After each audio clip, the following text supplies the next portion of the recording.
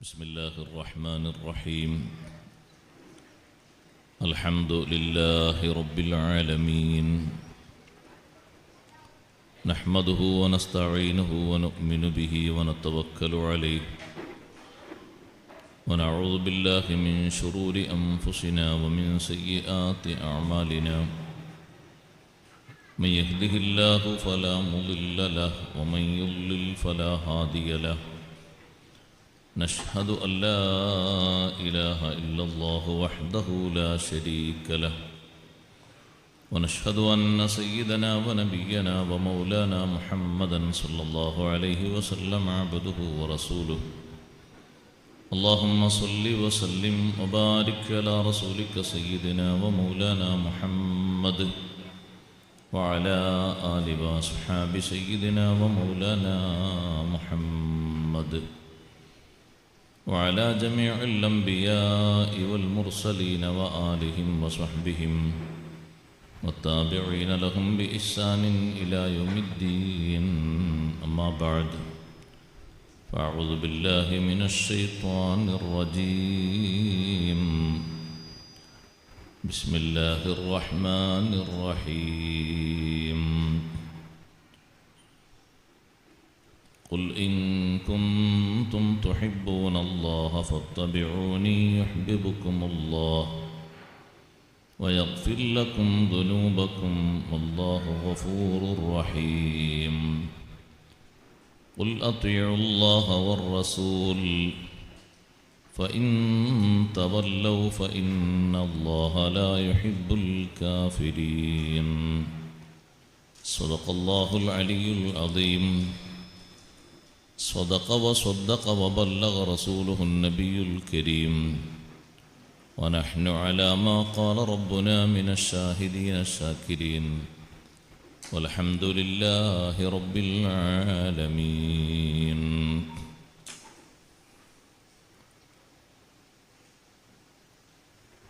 يا رحمة الله إني خائف وجيل، يا نعمة الله إني مفلس عاني، وليس لي عمل ألقى العليم به سوى محبتك العظمى وإيماني. فكن أماني من شر الحياة ومن شر الممات ومن إحراق جثماني. يا رب بالمصطفى بلغ مقاصدنا واغفر لنا ما مضى يا واسع الكرم.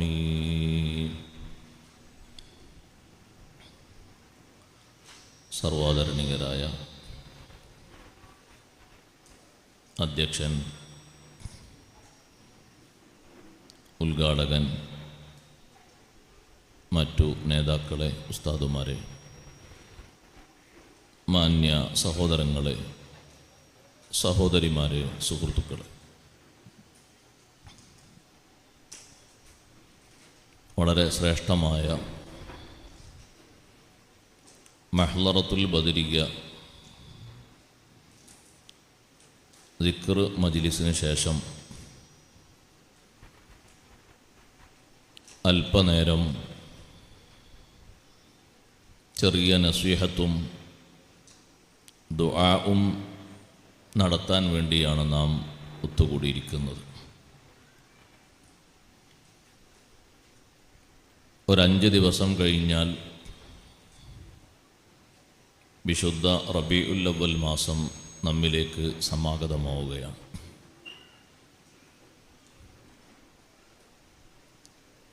ആദരവായ സയ്യിദുനാ റസൂലുള്ളാഹി സ്വല്ലല്ലാഹു അലൈഹി വസല്ലം തങ്ങളുടെ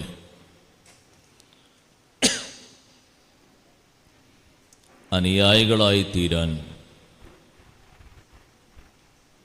അവിടുന്ന് കാണാൻ ആഗ്രഹിച്ച സഹോദരങ്ങളായി മാറാൻ നമുക്കെല്ലാവർക്കും സാധിക്കണം. സാധിക്കുമോ എന്നറിയില്ല. സാധിക്കും വിധം പ്രവർത്തിക്കാനുള്ള പക്വതയിലേക്കും പാകതയിലേക്കും നാം ഓരോരുത്തരും വളരണം. നമ്മെ കാണാൻ ആഗ്രഹിച്ച ഒരു നേതാവ് ലോകത്ത് ഒന്ന് മാത്രമേ ഉള്ളൂ, സയ്യിദുനാ റസൂലുള്ളാഹി സ്വല്ലല്ലാഹു അലൈഹി വസല്ലം. നാം ജനിക്കുന്നതിൻ്റെ മുമ്പ്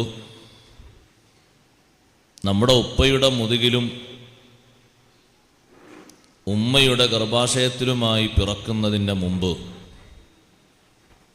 നമ്മെ കാണാൻ നമ്മുടെ വലിയുപ്പയോ അതിൻ്റെ ഉപ്പാപ്പയോ ആഗ്രഹിച്ചിട്ടില്ല.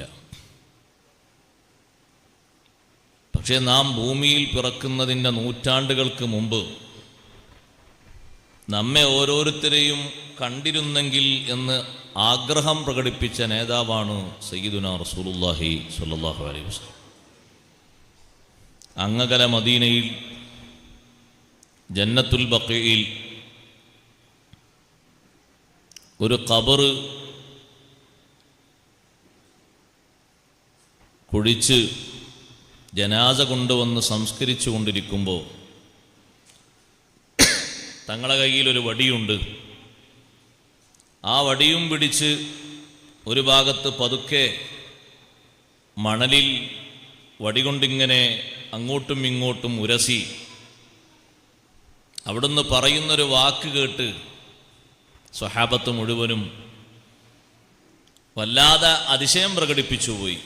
തങ്ങൾ പറഞ്ഞു, വദിത്തു അന്നാ ലൗ റഅയ്നാ ഇഖ്വാനനാ, ഞാൻ ആഗ്രഹിക്കുന്നു നമ്മുടെ സഹോദരങ്ങളെ ഒന്ന് കണ്ടിരുന്നെങ്കിൽ, നമ്മുടെ സഹോദരന്മാരെ ഒന്ന് കണ്ടിരുന്നുവെങ്കിൽ ഞാൻ ആഗ്രഹിക്കുന്നു, ഞാൻ ആശിക്കുന്നു.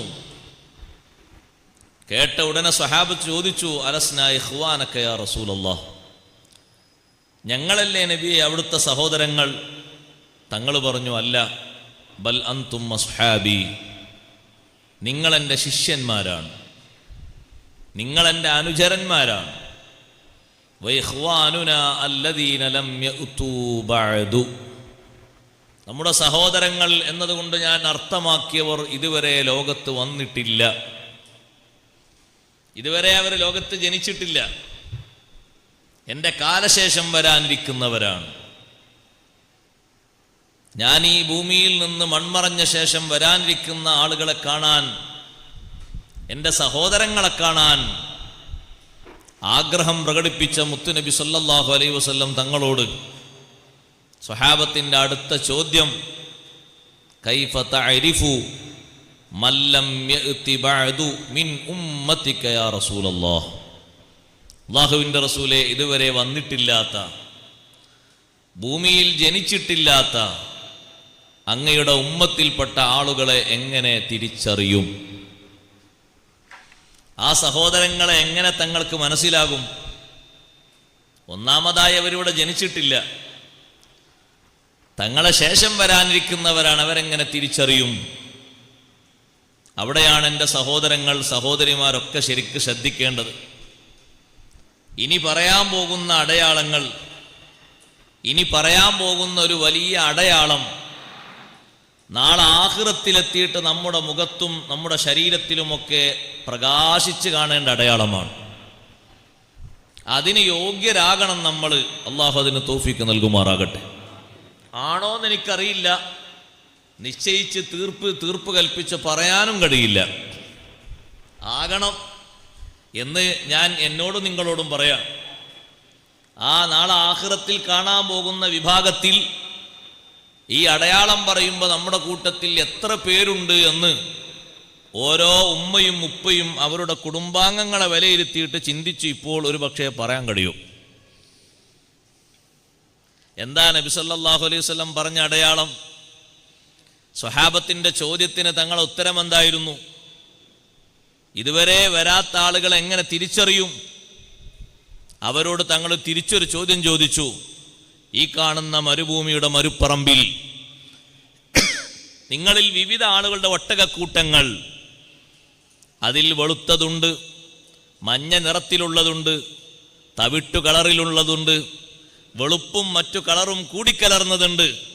കൂട്ടം കൂട്ടമായി 10,000 കണക്കിന് ഇങ്ങനെ പോകുമ്പോൾ നിങ്ങൾ ഓരോരുത്തരും പറയില്ലേ, ആ പോകുന്ന കളറിലുള്ളത് എൻ്റെതാണ്, മറ്റേ കളറിലുള്ളത് എൻ്റെതാണ്, അത് എൻ്റെ അയൽവാസിയുടേതാണ്, അതെൻ്റെ കൂട്ടുകാരൻ്റെതാണ്, നിങ്ങളൊക്കെ പറയോ? എല്ലാവരും പറഞ്ഞു ഞങ്ങൾക്ക് തിരിച്ചറിയും.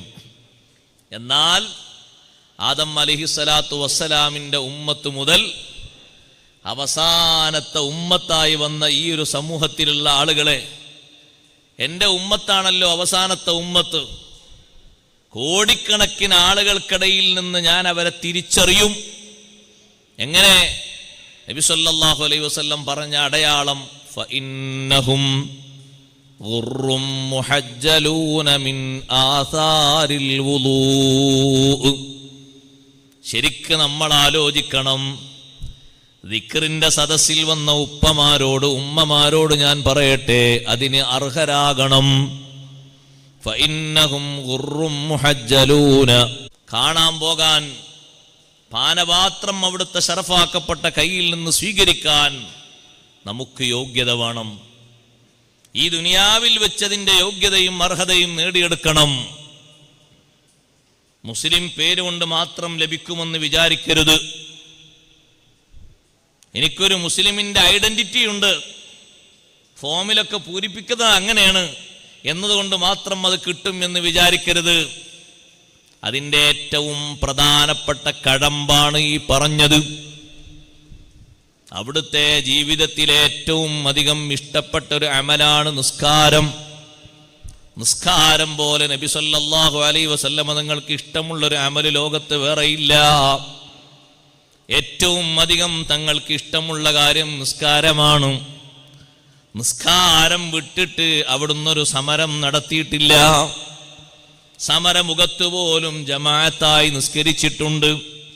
സൂറത്തുൻ നിസായിലല്ലേ അല്ലാഹു ആയത്തിറക്കിയത്.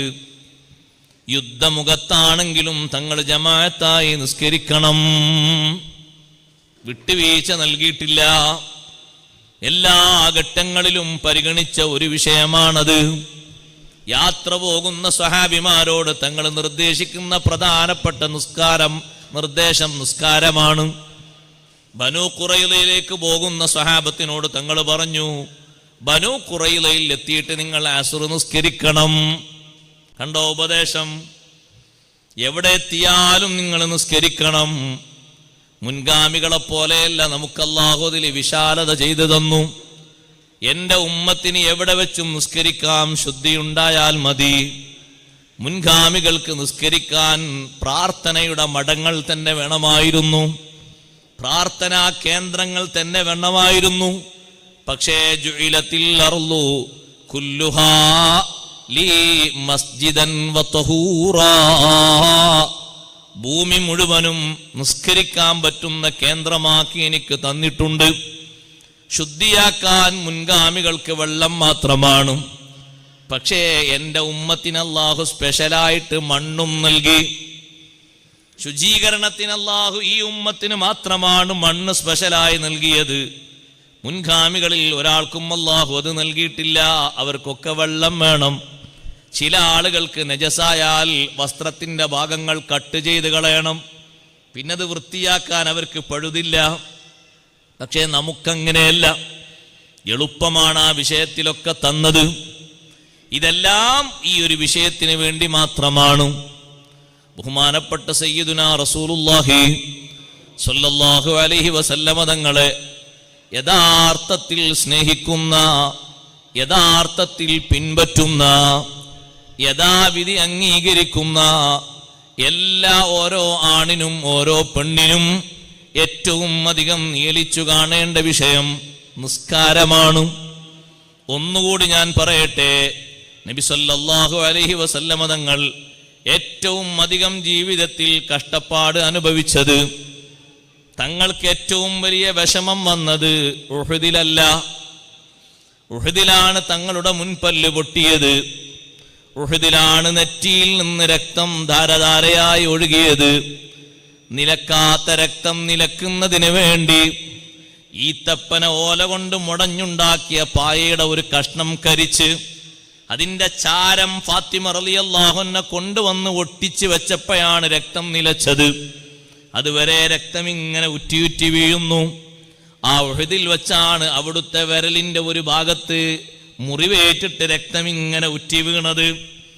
ഉഹദിൽ വച്ചാണ് ഇതൊക്കെ സംഭവിച്ചത്. ഏറ്റവും അധികം തങ്ങളെ സഹായിച്ചിരുന്ന ഹംസ റളിയല്ലാഹു അൻഹു ഉഹദിന്റെ രണഭൂമിയിലാണ് ഷഹീദായി പോയത്. തങ്ങൾക്ക് ഏറ്റവും സഹിക്കാൻ കഴിയാത്തൊരു വിഷയമായിരുന്നു ഹംസ റളിയല്ലാഹു അൻഹുവിന്റെ ഷഹാദത്ത്. ഈ സംഭവങ്ങളൊക്കെ നടന്ന ഉഹദിനേക്കാളും വലിയ പ്രതിസന്ധി തങ്ങൾക്ക് ജീവിതത്തിൽ വന്നിട്ടുണ്ടോ എന്ന് ബീവി ആയിഷ റളിയല്ലാഹു അൻഹയുടെ ചോദ്യം. ഹൽ അതാ അലൈക യൗമുൻ അശദ്ദ മിൻ ഉഹദ്, ഉഹദിനേക്കാളും പ്രതിസന്ധി പൂർണ്ണമായ വല്ല ദിനവും ഉണ്ടോ? ഉണ്ട് ആയിഷ, ഉഹദല്ല എനിക്ക് ഏറ്റവും പ്രതിസന്ധിയുള്ള ദിവസം വന്നത്. എൻ്റെ ജീവിതത്തിൽ ഏറ്റവും പ്രതിസന്ധിയുള്ള ദിവസം വന്നത് താങ്ങും തണലുമായ 2 അവലംബങ്ങൾ എൻ്റെ ജീവിതത്തിൽ നിന്ന് വേർപിരിഞ്ഞുപോയി. 3 ദിവസത്തിന്റെ വ്യത്യാസത്തിലാണ് 2 പേരും വഫാത്തായി പോയത്. എൻ്റെ ഉപ്പയെപ്പോലെ എന്നെ സ്നേഹിച്ചിരുന്ന എൻ്റെ മൂത്താപ്പ അബൂ ത്വാലിബാണല്ലോ ഉപ്പാന്റെ സ്ഥാനത്ത് നിന്നുകൊണ്ട് എനിക്ക് വേണ്ട ഒത്താശകളൊക്കെ ചെയ്തത്. സ്വന്തം ഉപ്പയുടെ സഹോദരൻ എന്നതിലുപരി നബി സല്ലല്ലാഹു അലൈഹി വസല്ലമ തങ്ങളുടെ ഉപ്പയും അബൂ ത്വാലിബും 2 പേരും ഒരു ഉമ്മയുടെ മക്കളാണ്. ബാപ്പയും ഉമ്മയും ഒത്ത സഹോദരങ്ങളാണ് എന്നർത്ഥം. ആ ഒരു ബന്ധം കൂടിയുണ്ട്. ഹംസ റളിയല്ലാഹു അൻഹും അബ്ബാസ് റളിയല്ലാഹു അൻഹും മറ്റുള്ളവരൊക്കെ വേറെ ഉമ്മയിൽ നിന്ന് ജനിച്ച മക്കളാണ്. അപ്പൊ ബാപ്പയും ഉമ്മയും ഒത്ത സഹോദരൻ എന്ന നിലക്കൊരു പ്രത്യേകത കൂടി അബൂ ത്വാലിബിനുണ്ട്. അബ്ദുല്ലാഹി എന്നവരോട് ആ അബൂ ത്വാലിബാണ് ഉപ്പാന്റെ സ്ഥാനത്ത് നിന്ന് 8ാമത്തെ വയസ്സു മുതൽ സുദീർഘമായ കാലം നബി തങ്ങളെ പരിചരിച്ചത്. അബൂ ത്വാലിബ് വിടവാങ്ങി 3 ദിവസം കഴിഞ്ഞപ്പോൾ ബീവി ഖദീജ റളിയല്ലാഹു അൻഹയും വഫാത്തായി. ഖദീജ ബീവിയോടൊപ്പമുള്ള 25 വർഷം ഏറ്റവും സുന്ദരമായ കാലഘട്ടമായിരുന്നു. ബീവി ഖദീജ റളിയല്ലാഹു അൻഹക്ക് ഒരാണിന്റെ ധൈര്യമല്ല, 10 ആണുങ്ങളുടെ ധൈര്യമല്ല, വലിയ ധീരതയുള്ള മഹതിയാണ്, ചങ്കൂറ്റമുള്ള മഹതിയാണ്. സാമ്പത്തിക രംഗത്ത് വേണ്ടതുപോലെ ചെലവഴിക്കാൻ നല്ല പക്വതയുള്ള മഹതിയാണ്. എത്ര കോടിക്കണക്കിന് സ്വത്ത് അല്ലാഹു നൽകിയിട്ടുണ്ടോ മുഴുവനും ചെലവഴിച്ചത് നബി സല്ലല്ലാഹു അലൈഹി വസല്ലം തങ്ങൾക്ക് വേണ്ടിയാണ്. സ്വന്തം ശരീരം മറന്നുകൊണ്ട് സമ്പത്ത് ചെലവഴിച്ച മഹതിയാണ്. ആ ഖദീജ റളിയല്ലാഹു അൻഹയും വിടവാങ്ങിയപ്പോ 2 പേരുടെയും വിടവാങ്ങൽ എൻ്റെ ജീവിതത്തിൽ അതീവ ദുഃഖം വരുത്തിയ വർഷമാണ്. ചരിത്രത്തിൽ ആമുൽ ഹുസ്ൻ, ദുഃഖവർഷം എന്ന് പേര് വിളിച്ചിരിക്കുന്നത് ആ വർഷത്തിനാണ്. എനിക്കൊരു സഹായം കിട്ടുമെന്ന് കരുതിയിട്ട് എൻ്റെ അകന്ന കുടുംബക്കാരാണെങ്കിലും ഞാൻ ത്വായിഫുകാരിലേക്ക്, അവിടെയുള്ള എൻ്റെ അകന്ന കുടുംബക്കാരുണ്ട്, റബീഅത്തിന്റെ മക്കളുണ്ട്, അവരെന്റെ വകുപ്പിലൊരു കുടുംബമാണ്, അകന്ന കുടുംബമാണെങ്കിലും നല്ല ബന്ധമാണ്. സഹായം പ്രതീക്ഷിച്ചുകൊണ്ട് ഞാൻ പോയി.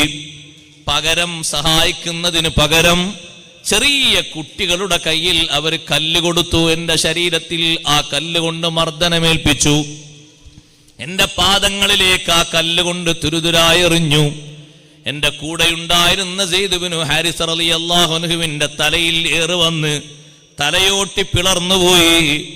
സെയ്ദ് ഇബ്നു ഹാരിസ റളിയല്ലാഹു അൻഹുവിനോട് തങ്ങൾ മക്കയിലേക്ക് സ്വകാര്യ വഴിയിലൂടെ പോകാൻ പറഞ്ഞു. നബി സല്ലല്ലാഹു അലൈഹി വസല്ലമ തങ്ങൾ ഇരുന്നു കൊണ്ട് വേച്ച് മുന്തിരിത്തോട്ടത്തിന്റെ ഉള്ളിൽ പോയി വിശ്രമിച്ചു. സത്യത്തിൽ ഇങ്ങനെയൊക്കെ ചെയ്തെങ്കിലും ലാസ്റ്റ് ഘട്ടത്തിൽ അവർക്കത് ദുഃഖമായി തോന്നി. ബുദ്ധിയില്ലാത്ത ആളുകളെ ഉപയോഗിച്ച് കൂക്കുവിളി നടത്തി. എൻ്റെ ജീവിതത്തിൽ ഏറ്റവും പ്രതിസന്ധി നിറഞ്ഞൊരു ദിനം അന്നായിരുന്നു. അതുപോലെ പ്രതിസന്ധിയുള്ളൊരു ഘട്ടം വേറെ കഴിഞ്ഞു പോയിട്ടില്ല. ഈശ നബി സല്ലല്ലാഹു അലൈഹി വസല്ലം ഇത് പറയുമ്പോ നമ്മളൊരു കാര്യം മനസ്സിലാക്കണം. നബി സല്ലല്ലാഹു അലൈഹി വസല്ലം തങ്ങളുടെ ശരീരത്തെ അങ്ങേയറ്റം വിഷമങ്ങളേൽപ്പിച്ച ത്വായിഫിലെ പ്രധാനപ്പെട്ട കുടുംബാംഗങ്ങൾ അവരെ തകർക്കുന്നതിന്, അവരെ നശിപ്പിക്കുന്നതിന് തങ്ങൾക്ക് സമ്മതമാണെങ്കിൽ പർവ്വതത്തിന്റെ ചുമതലയുള്ള മലക്കുകളുമായിട്ടാണ് ജിബ്രീൽ അലൈഹിസ്സലാം രംഗപ്രവേശനം ചെയ്തത്. അള്ളാഹു എന്നെ തങ്ങളുടെ അടുത്തേക്ക് അയച്ചിരിക്കുന്നത് ബിമലക്കിൽ ജിബാൽ, ഈ കാണുന്ന പർവ്വതങ്ങൾ കണ്ടില്ലേ, ഉയർന്നു നിൽക്കുന്ന പർവ്വതങ്ങൾ, ഈ പർവ്വതങ്ങളുടെ ഡ്യൂട്ടിയുള്ള മലക്കുകളുമായിട്ടാണ് തങ്ങളൊന്ന് ഉത്തരവിട്ടാൽ, ഒന്ന് നഅം എന്ന് പറഞ്ഞാൽ പർവ്വതങ്ങളൊന്ന് പൊക്കിയെടുത്ത് രണ്ട് ഭാഗവും ഒന്ന് കൂട്ടിവെക്കാം. പിന്നെ ത്വായിഫില്ല. ഇന്ന് കാണുന്ന ത്വായിഫ് പിന്നെ കാണാൻ പറ്റില്ല. ഇന്ന് കാണുന്ന ത്വായിഫ് പിന്നെ അനുഭവിക്കാൻ കഴിയില്ല. ത്വായിഫിലെ സഖീഫ് ഗോത്രവും ഇല്ല, ബനൂ അസദ് ഗോത്രവും ഇല്ല, ഒരു കുടുംബവും ഇല്ല. മുഴുവനും അസ്തമിച്ചു പോകും. പക്ഷേ നബി സല്ലല്ലാഹു അലൈഹി വസല്ലമ തങ്ങൾ പറഞ്ഞു, വേണ്ട. അത്രയും സാഹസികത അനുഭവിച്ചിട്ടും അവിടുന്ന് പറഞ്ഞു, വേണ്ട ജിബ്രീൽ, ഞാനത് ഉദ്ദേശിക്കുന്നില്ല. ഞാൻ ഉദ്ദേശിക്കുന്നത് അവരുടെ തലമുറകളിൽ നിന്ന് ഏതെങ്കിലും ഒരാൾ ഭാവിയിൽ അള്ളാഹുവിൽ വിശ്വസിച്ച് കാണുന്നതാണ് എൻ്റെ ആഗ്രഹം. അങ്ങനെ തങ്ങൾ കണ്ടോ? കണ്ടു. ഹിജ്റ 8-ാം വർഷത്തിൽ അത് സാധ്യമായി. കുറെ ഇപ്പുറത്താണ് സാധ്യമായത്. ഹിജ്റ 8-ാം വർഷത്തിലാണ് ത്വായിഫിലെ സഖീഫ് ഗോത്രക്കാരിൽ നിന്ന് ഒരു മെമ്പർ വിശുദ്ധ ദീനിലേക്ക് കടന്നു വരുന്നത്. അതാണ് ഉർവത്ത് ബിൻ മസ്ഊദ് റളിയല്ലാഹു അൻഹു. എത്ര കാലം കഴിഞ്ഞിട്ടാണെന്നറിയോ? പക്ഷേ തങ്ങൾ ആ പ്രതീക്ഷിച്ചതുപോലെ ആഗ്രഹിച്ചതുപോലെ സംഗതി നടന്നു. താവഴികൾ തലമുറകൾ കുറെ കഴിഞ്ഞിട്ടാണെങ്കിലും ഹിജ്റ 8-ാം വർഷത്തിൽ ത്വായിഫ് ഒന്ന് ഉപരോധിച്ചിരുന്നു നബി സല്ലല്ലാഹു അലൈഹി വസല്ലം സഹാബത്തും 18 ദിവസം. അതിനുശേഷമാണ് ഉർവത്ത് ബിൻ മസ്ഊദ് നബി സല്ലല്ലാഹു അലൈഹി വസല്ലം തങ്ങളുടെ സന്നിധാനത്തിൽ വന്ന് ഷഹാദത്ത് കലിമ ചൊല്ലിയത്. ഇത്രയും പ്രതിസന്ധി നിറഞ്ഞിട്ടും ആ കുടുംബത്തിനെതിരെ തങ്ങൾ നാക്കനക്കിയില്ല, ഒന്നും പറഞ്ഞില്ല. എത്രമാത്രം വലിയ സങ്കടകരമായ അവസ്ഥയാണ് അവിടെ ഉണ്ടായത്. ഒരു മനുഷ്യൻ ഏറ്റവും വലിയ സങ്കടം വരുന്നത് കുടുംബക്കാര് കഴിയുന്ന നേരത്താണ്. ഒരാളെ അയൽവാസികളും നാട്ടുകാരൊക്കെ ഒഴിവാക്കിയാലും കുടുംബം അയാളെ കൂടെ ഉണ്ടെങ്കിൽ അയാൾക്കൊരു ധൈര്യമാണ്. പക്ഷേ കുടുംബക്കാര് നബിതങ്ങളെ പൂർണ്ണമായും കൈയൊഴിഞ്ഞതല്ല, അവർക്കുള്ള പ്രലോഭനങ്ങളും മറ്റും കാരണം നേർക്ക് നേരെ ചെയ്യാൻ അവർക്ക് മടിയുള്ളത് കൊണ്ട് കുട്ടികളെയും ഭ്രാന്തന്മാരെയും ഏൽപ്പിച്ചു. റബീയത്തിന്റെ മക്കളായ ഉത്ബയും ഷൈബയും ചെയ്ത പണിയാണത്. നബി സല്ലല്ലാഹു അലൈഹി വസല്ലം അവർക്കെതിരെ ദ്വാരക്കാതെ തങ്ങൾ സഹനം പാലിച്ചു, സമാധാനാവസ്ഥക്ക് വേണ്ടി പ്രാർത്ഥിച്ചു. പക്ഷേ തങ്ങൾക്ക് ഇതൊക്കെ ഉണ്ടെങ്കിലും സഹിക്കാൻ കഴിയാതെ തങ്ങൾ പ്രതികരണശേഷിയോടെ പ്രാർത്ഥിച്ചൊരു ദിനമുണ്ട്. ഒരു കാര്യമുണ്ട് ശത്രുക്കൾക്കെതിരെ. അതെപ്പോഴാണെന്നറിയോ സഹോദരങ്ങളെ? പരിക്ക് പറ്റിയപ്പോഴല്ല, സാമ്പത്തിക നഷ്ടം സംഭവിച്ചപ്പോഴല്ല, തങ്ങളുടെ ഒരു നേരത്തെ അസ്ർ നിസ്കാരം. എൻ്റെ വിഷയം നിങ്ങൾ മറക്കരുത്. ജീവിതത്തിൽ തങ്ങൾ ഏറ്റവും അധികം കൊണ്ടു നടന്നതും അവിടുത്തേക്ക് കർണാനന്ദകരമായി തങ്ങൾ സൂക്ഷിച്ചതും നിസ്കാരം എന്ന് പറയുന്ന വൃത്തിയാണ്, പരിശുദ്ധിയാണ്. അതൊക്കെ നേരെ ചൊവ്വേ കൊണ്ടു നടക്കുമ്പോഴേ നമുക്കൊരു മുസ്ലിം എന്നൊന്ന് നെളിഞ്ഞു നിന്നിട്ട് ചെറിയ രൂപത്തിലെങ്കിലും പറയാനുള്ളൊരു അർഹതയുള്ളൂ. അല്ലെങ്കിൽ നമ്മളും മറ്റുള്ളവരും തമ്മിൽ എന്താ വ്യത്യാസമുണ്ടോ? വ്യത്യാസമൊന്നുമില്ല. നമ്മൾ വാഹനത്തിൽ സഞ്ചരിക്കുന്നു, നമ്മളും മാർക്കം ചെയ്യുന്നു, അവരും മാർക്കം ചെയ്യുന്നു. ഇത് വ്യത്യാസമുള്ളത്. നമ്മളും ഭക്ഷണം കഴിക്കുന്നു, അവരും ഭക്ഷണം കഴിക്കുന്നു. നമ്മളും വസ്ത്രം മാറുന്നു, അവരും വസ്ത്രം മാറുന്നു. നമ്മളും വിവാഹം ചെയ്യുന്നു, അവരും വിവാഹം ചെയ്യുന്നു. നമ്മളും കുട്ടികളെ പോറ്റുന്നു, അവരും കുട്ടികളെ പോറ്റുന്നു. നമ്മളും വീടെടുക്കുന്നു, അവരും വീടെടുക്കുന്നു. വ്യത്യാസം എന്താ ഉള്ളത്? ഏറ്റവും വലിയ വ്യത്യാസമാണത്. ആ ഒരു വ്യത്യാസത്തിനാണ് നമ്മുടെ ജീവിതത്തെ നമ്മൾ ശാക്തീകരിക്കേണ്ടത്. ഇപ്പോഴും അതിന് കുറവുണ്ട് എന്നാണ് ഞാൻ പറഞ്ഞു വരുന്നത്. ഇന്നത്തെ ദിവസത്തെക്കുറിച്ച് ഓരോരുത്തരൊന്ന് വിലയിരുത്തും. ഇന്നത്തെ സുബ്ഹി, ഇന്നത്തെ ളുഹർ, ഇന്നത്തെ അസ്ർ, ഇന്നത്തെ മഗ്രിബ്, ഇശാഇനിയും സമയമുണ്ട്. നമ്മൾ ആലോചിക്കണം, നെഞ്ചത്ത് കൈവച്ച് ആലോചിക്കണം. ചെറിയൊരു സംഗതിയല്ല. അടയാളം എല്ലാവർക്കും കിട്ടും. ഒരു ദിവസം പള്ളിക്ക് പോയിട്ട് ഹൗദൊന്ന് ഉദു കൊടുത്തിട്ടുണ്ട് എന്നും കരുതിയിട്ട് ഇങ്ങനെ സമാധാനിച്ചിരിക്കേണ്ട, നടക്കൂല. ഞാനൊക്കെ എന്നോന്ന് വീട്ടിൽ നിന്ന് പൈപ്പിൽ നിന്ന് അങ്ങനെ ഉദു കൊടുത്തിട്ടുണ്ട് വീടിൻ്റെ ഉദ്ഘാടനത്തിനെങ്കിലും, അതൊന്നും കരുതിയിട്ട് കിട്ടൂല. വളരെ കൃത്യമായിട്ട് സൂക്ഷിക്കണം, ശ്രദ്ധിച്ചു കൊണ്ടുപോകണം.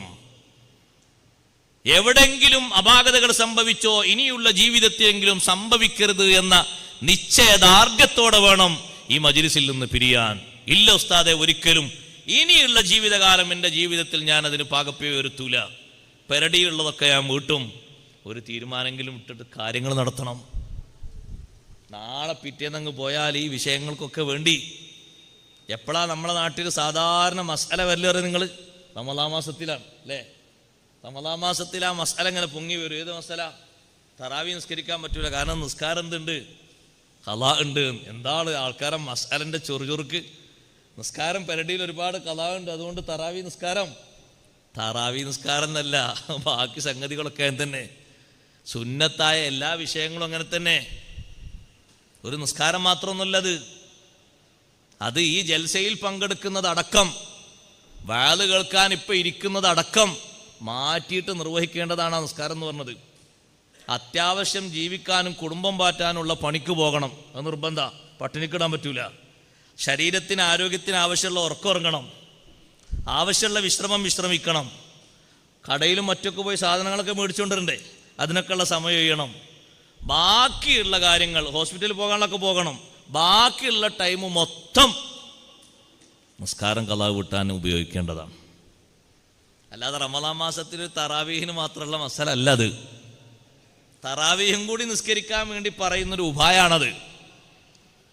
അതിനെന്തെങ്കിലുമൊക്കെ ഒരു വകുപ്പ് വേണ്ടേ? ആ വകുപ്പിന് ഹബീബ് സല്ലല്ലാഹു അലൈഹി വസല്ലം നിങ്ങളെ കണ്ണിൽ നിന്ന് കണ്ണീർ കണങ്ങൾ ധാരാളം സജലമായിട്ട് അഹ്സാബ് യുദ്ധത്തിൽ, ഖന്തഖ് യുദ്ധം എന്ന് പറയുന്ന യുദ്ധത്തിൽ മുശ്രിക്കുകളും മുനാഫിഖുകളും യഹൂദികളും കൈകോർത്തുകൊണ്ട് ഒരു നേരത്തെ അസ്ർ നിസ്കാരം നഷ്ടപ്പെടുത്തിയപ്പോ, ഒറ്റ നേരത്തെ അസ്ർ നിസ്കാരം സമയത്തിൽ നിന്ന് പിന്തിരിപ്പിച്ചപ്പോ തങ്ങൾക്കത് സഹിക്കാൻ പറ്റിയില്ല. നമ്മൾ ആലോചിക്കണം, നെറ്റിയിൽ ഏറ് വന്നിട്ട് ഇബ്നു ഖമ്മത്തിന്റെ ഏറ് കൊണ്ടിട്ട് തങ്ങൾ അവനെതിരെ ദ്വാരുന്നിട്ടില്ല. നെഞ്ചിന്റെ ഭാഗത്ത് ഏറ് കൊണ്ട് രക്തം പൊടിഞ്ഞിട്ട് തങ്ങൾ ദ്വാരുന്നിട്ടില്ല. മുൻപല്ല് പൊട്ടിയിട്ട് എറിഞ്ഞാൾക്കെതിരെ ദുആ ചെയ്തിട്ടില്ല. കാലിൽ നിന്ന് രക്തം ഉറ്റി വീണിട്ടുണ്ട്, പലപ്പോഴും തങ്ങൾ ദ്വാരുന്നിട്ടില്ല. കയ്യിൽ നിന്ന് രക്തം മുറിഞ്ഞുകൊണ്ട് കയ്യിൽ നിന്ന് രക്തം ഇങ്ങനെ പൊടിഞ്ഞു വന്ന് മുറിവേറ്റപ്പോ കൈ ഇങ്ങനെ ചൂണ്ടിക്കൊണ്ട് തങ്ങൾ പറഞ്ഞു, ഹൽ അന്തി ഇല്ലാ ഇസ്ബഉൻ ദമീതി വഫീ സബീലില്ലാഹി മാ ലഖീതി. നീ ഒരു കൈ മാത്രമാണ്, ഒരു വിരല് മാത്രമാണ്. അള്ളാഹുവിന്റെ മാർഗത്തിലല്ലേ രക്തം പൊടിഞ്ഞത്, സാരമില്ല. കൈ ഇങ്ങനെ വിരലിങ്ങനെ ഉയർത്തിപ്പിടിച്ചിട്ട് വിരലിനെ ആശ്വസിപ്പിച്ചതാണ്. എറിഞ്ഞ ആൾക്കെതിരെ തങ്ങൾ പ്രാർത്ഥന നടത്തിയിട്ടില്ല. തന്റെ അനുയായികളിൽ എത്ര പേരെ ശത്രുക്കൾ, സഹോദരങ്ങളെ നിർദാക്ഷിണ്യം വധിച്ചു. പലർക്കും തങ്ങൾ മാപ്പ് കൊടുക്കുകയാണ് പിന്നെ ചെയ്തത്. പെൺകുട്ടികളായ ആളുകളെ 70 ചില്ലാനം കുട്ടികളെ കൊന്ന ഒരു മനുഷ്യൻ തങ്ങളെ മുന്നിൽ വന്നിട്ട് ഷഹാദത്ത് കലിമ ചൊല്ലിയിട്ട് 70 പെൺകുട്ടികളെ ഞാൻ കുടിച്ചു മൂടിയിട്ടുണ്ട് ജീവനോടെ എന്ന് പറഞ്ഞിട്ടും തങ്ങൾ മാപ്പ് കൊടുക്കുകയാണ്. തങ്ങൾക്ക് സഹിക്കാൻ കഴിയാത്തൊരു വിഷയം ഒരു ദിവസത്തെ അസുറാൻ. അസുർ സൂര്യൻ അസ്തമിച്ചപ്പോ സങ്കടം സഹിക്കാതെ അണപൊട്ടി ഒഴുകി തങ്ങൾ ദുആ ചെയ്തു, മല അല്ലാഹു ബുയൂത്തഹും വഖുബൂറഹും നാറാ. അവരുടെ ഭവനങ്ങളും അവരുടെ കുടിമാടങ്ങളും തീ കൊണ്ട് അല്ലാഹു നിറക്കട്ടെ.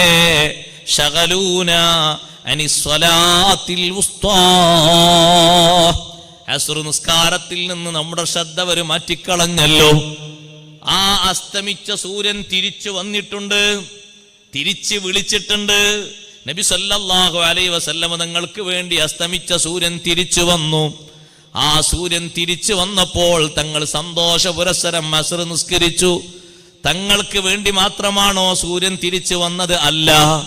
സ്വഹാബിമാരെ കൂട്ടത്തിൽ അലി ഇബ്നു അബീ ത്വാലിബ് റളിയല്ലാഹു അൻഹുവിനും ഒരു ഘട്ടത്തിൽ അങ്ങനെ സംഭവിച്ചപ്പോൾ അസ്തമിച്ച സൂര്യനെ തിരിച്ചു വിളിച്ചിട്ടുണ്ട്.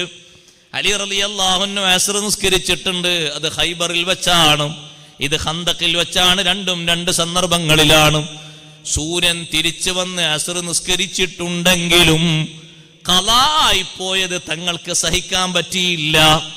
അതിനുവേണ്ടി ഗൂഢാലോചന നടത്തിയവർക്കെതിരെ എത്രമാത്രം ഗൗരവതരമായ പ്രാർത്ഥനയാണ് നടത്തിയത്. ദുനിയാവിൽ അവർ ജീവിക്കുമ്പോഴും അവർക്ക് ബുദ്ധിമുട്ട് വേണം, നാളെ പോയി കിടക്കുന്ന കുടിമാടങ്ങളിലും അവർക്ക് തീയാണ് വേണ്ടത്. മല അല്ലാഹു ബുയൂതഹും വഖുബൂറഹും നാറാ. അതുകൊണ്ട് പ്രിയപ്പെട്ട സഹോദരങ്ങളെ, അഷ്റഫുൽ ഖൽഖ് സയ്യിദുനാ റസൂലുള്ളാഹി സ്വല്ലല്ലാഹു അലൈഹി വസല്ലമ തങ്ങളെ ആത്മാർത്ഥമായി മഹബ്ബത്ത് വെക്കുന്നു എന്നാണോ പറയുന്നത്? വിജയിക്കാനുള്ള ഹുബ്ബ് വെക്കുന്നു എന്നാണോ പറയുന്നത്? ആ മഹബ്ബത്തിന്റെ ഏറ്റവും വലിയ ലക്ഷണമായി, അടയാളമായി നമ്മുടെ ജീവിതത്തിൽ നിത്യമായി സന്നിവേശിപ്പിക്കേണ്ടത്, എന്ത് പ്രശ്നങ്ങൾ വന്നാലും ഒഴിവാകാതെ കാത്തു സൂക്ഷിക്കേണ്ടത്, തങ്ങളുടെ ജീവിതത്തിൽ തങ്ങൾ ഏറ്റവും അധികം ശ്രദ്ധിച്ച സൂക്ഷിച്ച നിസ്കാരമാണ്. ആ നിസ്കാരത്തിന് വേണ്ടി പാതിരാത്രി വരെ സ്വഹാബത്ത് കാത്തിരുന്നിട്ടുണ്ട്. അതുപോലെ സ്വഹാബത്ത് കാത്തിരുന്നൊരു രംഗം വേറെയില്ല. ഒരു ദിവസം ഇശാഇന്റെ ജമാഅത്തിന് വേണ്ടി വരാൻ തങ്ങൾ വൈകിപ്പോയി. ഇശാ നിസ്കാരത്തിന് ജമാഅത്തിന് റൂമിൽ നിന്നിറങ്ങാൻ വൈകിപ്പോയി. സ്വഹാബത്ത് പള്ളിയിൽ കാത്തിരിപ്പാണ്. ഇശാഇന്റെ വാങ്ക് കൊടുത്ത് സുന്നത്ത് നിസ്കാരം കഴിഞ്ഞാൽ ഇഖാമത്ത് കൊടുത്ത് ജമാഅത്ത് നടക്കും. സാധാരണ പതിവങ്ങനെയാണ്. നമ്മളെ നാട്ടിലെ പോലെ 20 മിനിറ്റ് ഒന്നും ഉണ്ടാകൂല. ഇശാ വാങ്ക് കൊടുക്കുന്നതിന് മുമ്പ് എല്ലാവരും പള്ളിയിലെത്തും. വാങ്ക് കൊടുത്ത് സുന്നത്ത് നിസ്കാരം കഴിഞ്ഞാൽ ബിലാൽ റളിയല്ലാഹു അൻഹു പോകും. ഇഖാമത്ത് കൊടുക്കില്ലെന്ന് വെക്കും. ഇഖാമത്ത് കൊടുക്കാന്ന് പറയും. നിസ്കാരം നടക്കും. അങ്ങനെയാണ്. പിന്നെ കാത്തിരിക്കേണ്ട ആവശ്യമില്ല. കാത്തിരിക്കേണ്ട സംഗതികൾ കാത്തിരിക്കും. പക്ഷെ ഒരു ദിവസം തങ്ങൾ വന്നില്ല. സ്വഹാബത്ത് അവിടെ ഇരിപ്പ്, കാത്തിരിപ്പ്. സമയം 11 മണി കഴിഞ്ഞു, 12 കഴിഞ്ഞു, 1 മണിയും കഴിഞ്ഞു. ഒന്നിങ്ങനെ കണക്കൂട്ടി നോക്കി.